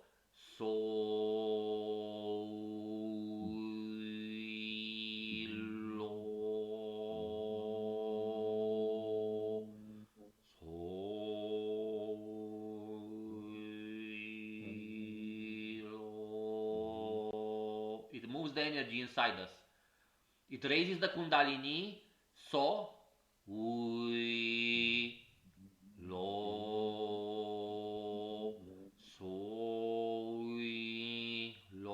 all the runes that have the S in them are intended to raise the Kundalini serpent. Okay, so we have the Sowilo. Alright, now let me give you an example of Baldur with the Sowilo rune in a classical way. We have, you say Sowilo 3 times, Baldur, Latu, Alu. You invoke Baldur, the invincible god, son of Odin, the most purest being,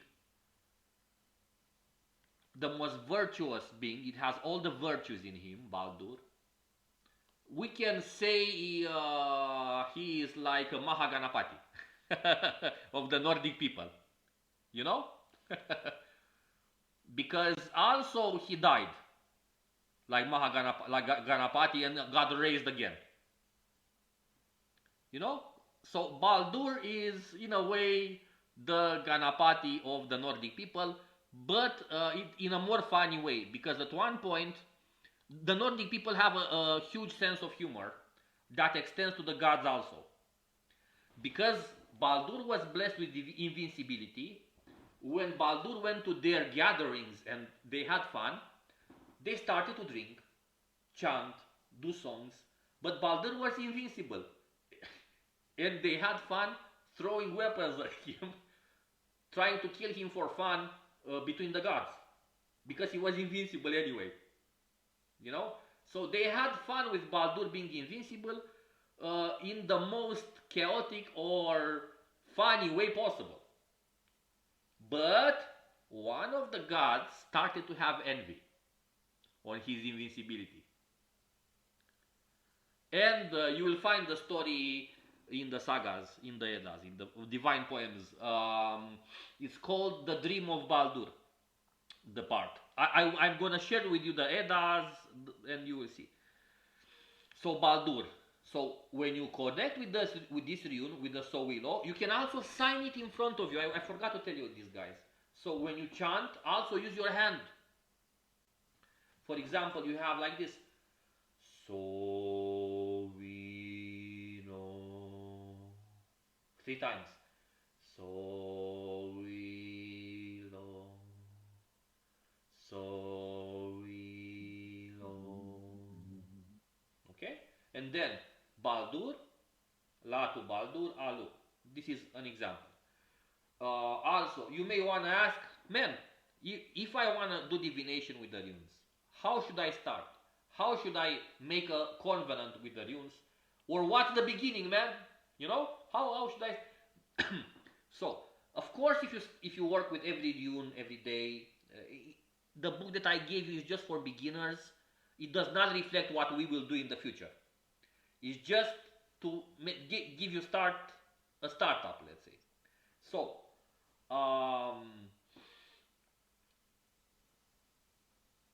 the runes must be consecrated. Okay? You can buy a set of 24 runes, the Elder Futhark. You can order them. Or you can carve them on wood yourself. It is way better to carve them on wood yourself and to carry the pouch with you. I have multiple sets, multiple runes. Let me show you my pouch of runes. They are on obsidian. This set. Look. Because we will also learn rune divination, of course. This is my specialty.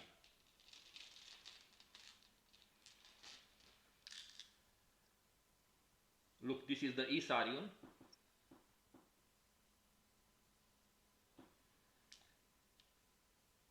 This is the Lagus rune.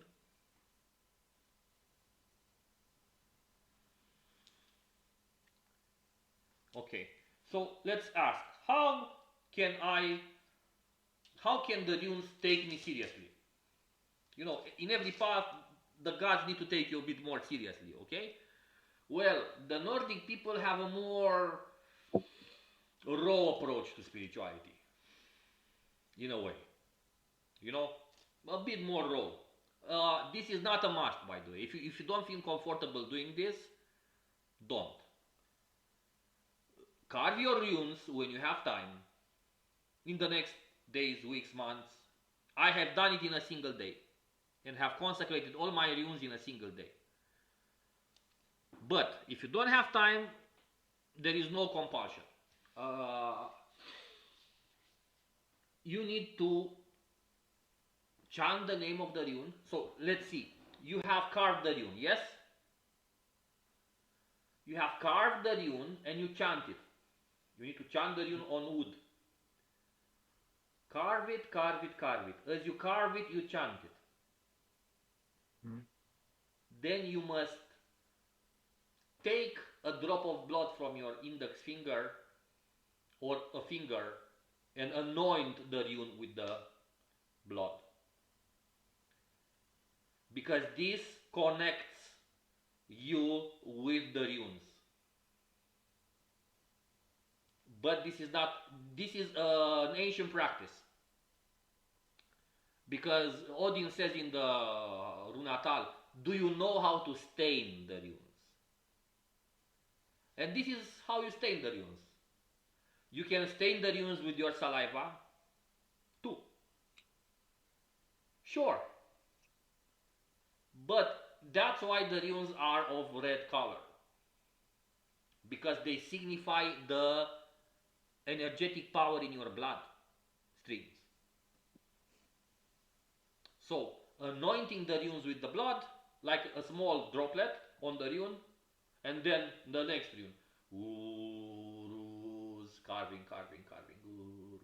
And then it is considered that your link or connection with the runes has been really established and grounded. But this doesn't mean that if you are not comfortable with this ritual, this doesn't mean at all that if you just chant the runes with love, they don't work. Okay? But if you're gonna use the runes for witchcraft or straight ahead wizardry and magic, this would be good to use. If you just want to use the runes for your spiritual upliftment or meditation or nice stuff like this, yes. Say, Suma, say. I wanted to ask you, if we are looking at having the runes carved on crystal, which one is the best? Depends on the crystal, but clear quartz crystal is no. You must avoid so you need quartz crystal, but it must not be clear. It must be foggy. Any form of quartz, but which should not be clear. Foggy. It can be root. foggy. Okay. It must be foggy, not clear, but any form of Okay. quartz can work. If you develop a high energetic sensibility, you can also carve the runes on different stones according to the nature of the rune, actually. Okay. Yeah. There are many things like this, but We generally, use, sorry. yeah. If we use something like maybe a Labradorite or a green aventurine, is it okay? What? What? A Labradorite. Labradorite. Well, if you have that, I must check a bit the properties of that stone. Okay. I don't think, because let me explain, you need a stone that can absorb all the qualities, and that is quartz.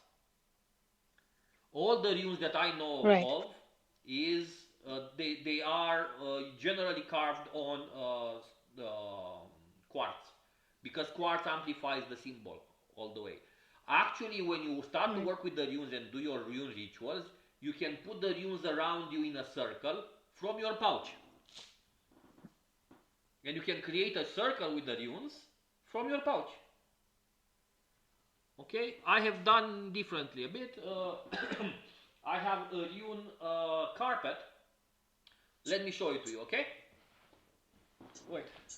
It's a rune carpet for meditation with the runes that you can take inspiration from, let's say. Be right back.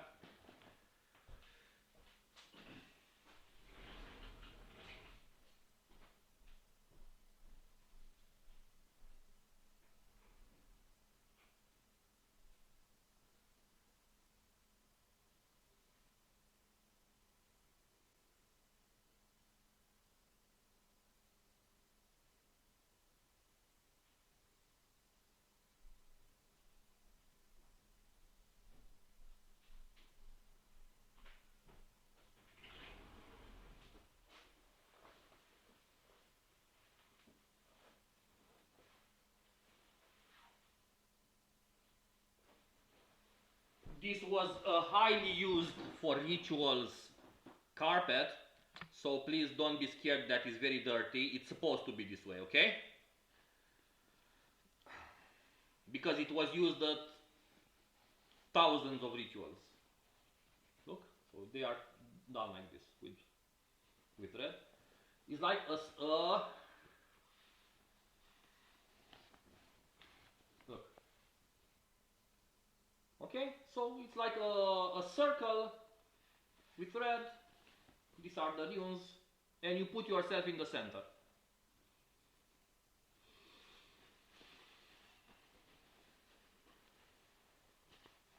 Anyway, so if last time we did 8 runes, today we did 8 runes also. I hope you guys, I'm recording this for you if you need the recording to note down stuff and whatnot. Are there any questions, or pretty clear, right? Okay. I will give you the Eddas. Do you guys have the Edda poems? Please do. Okay. Do give, please. Actually, I have posted on the Skaldic Craft group a link called Voluspa, where you find all the sacred material you need to check it out. Yeah. Yes, all right. All right. Well, that's it for today. If there are any questions, you know, just ask, and I'm happy to respond. All right? Thank you very much. With much pleasure, guys. See you next time. Enjoy your day. Thank you. Thank Happy you. Hail to you. Bye-bye. Bye-bye. Thanks.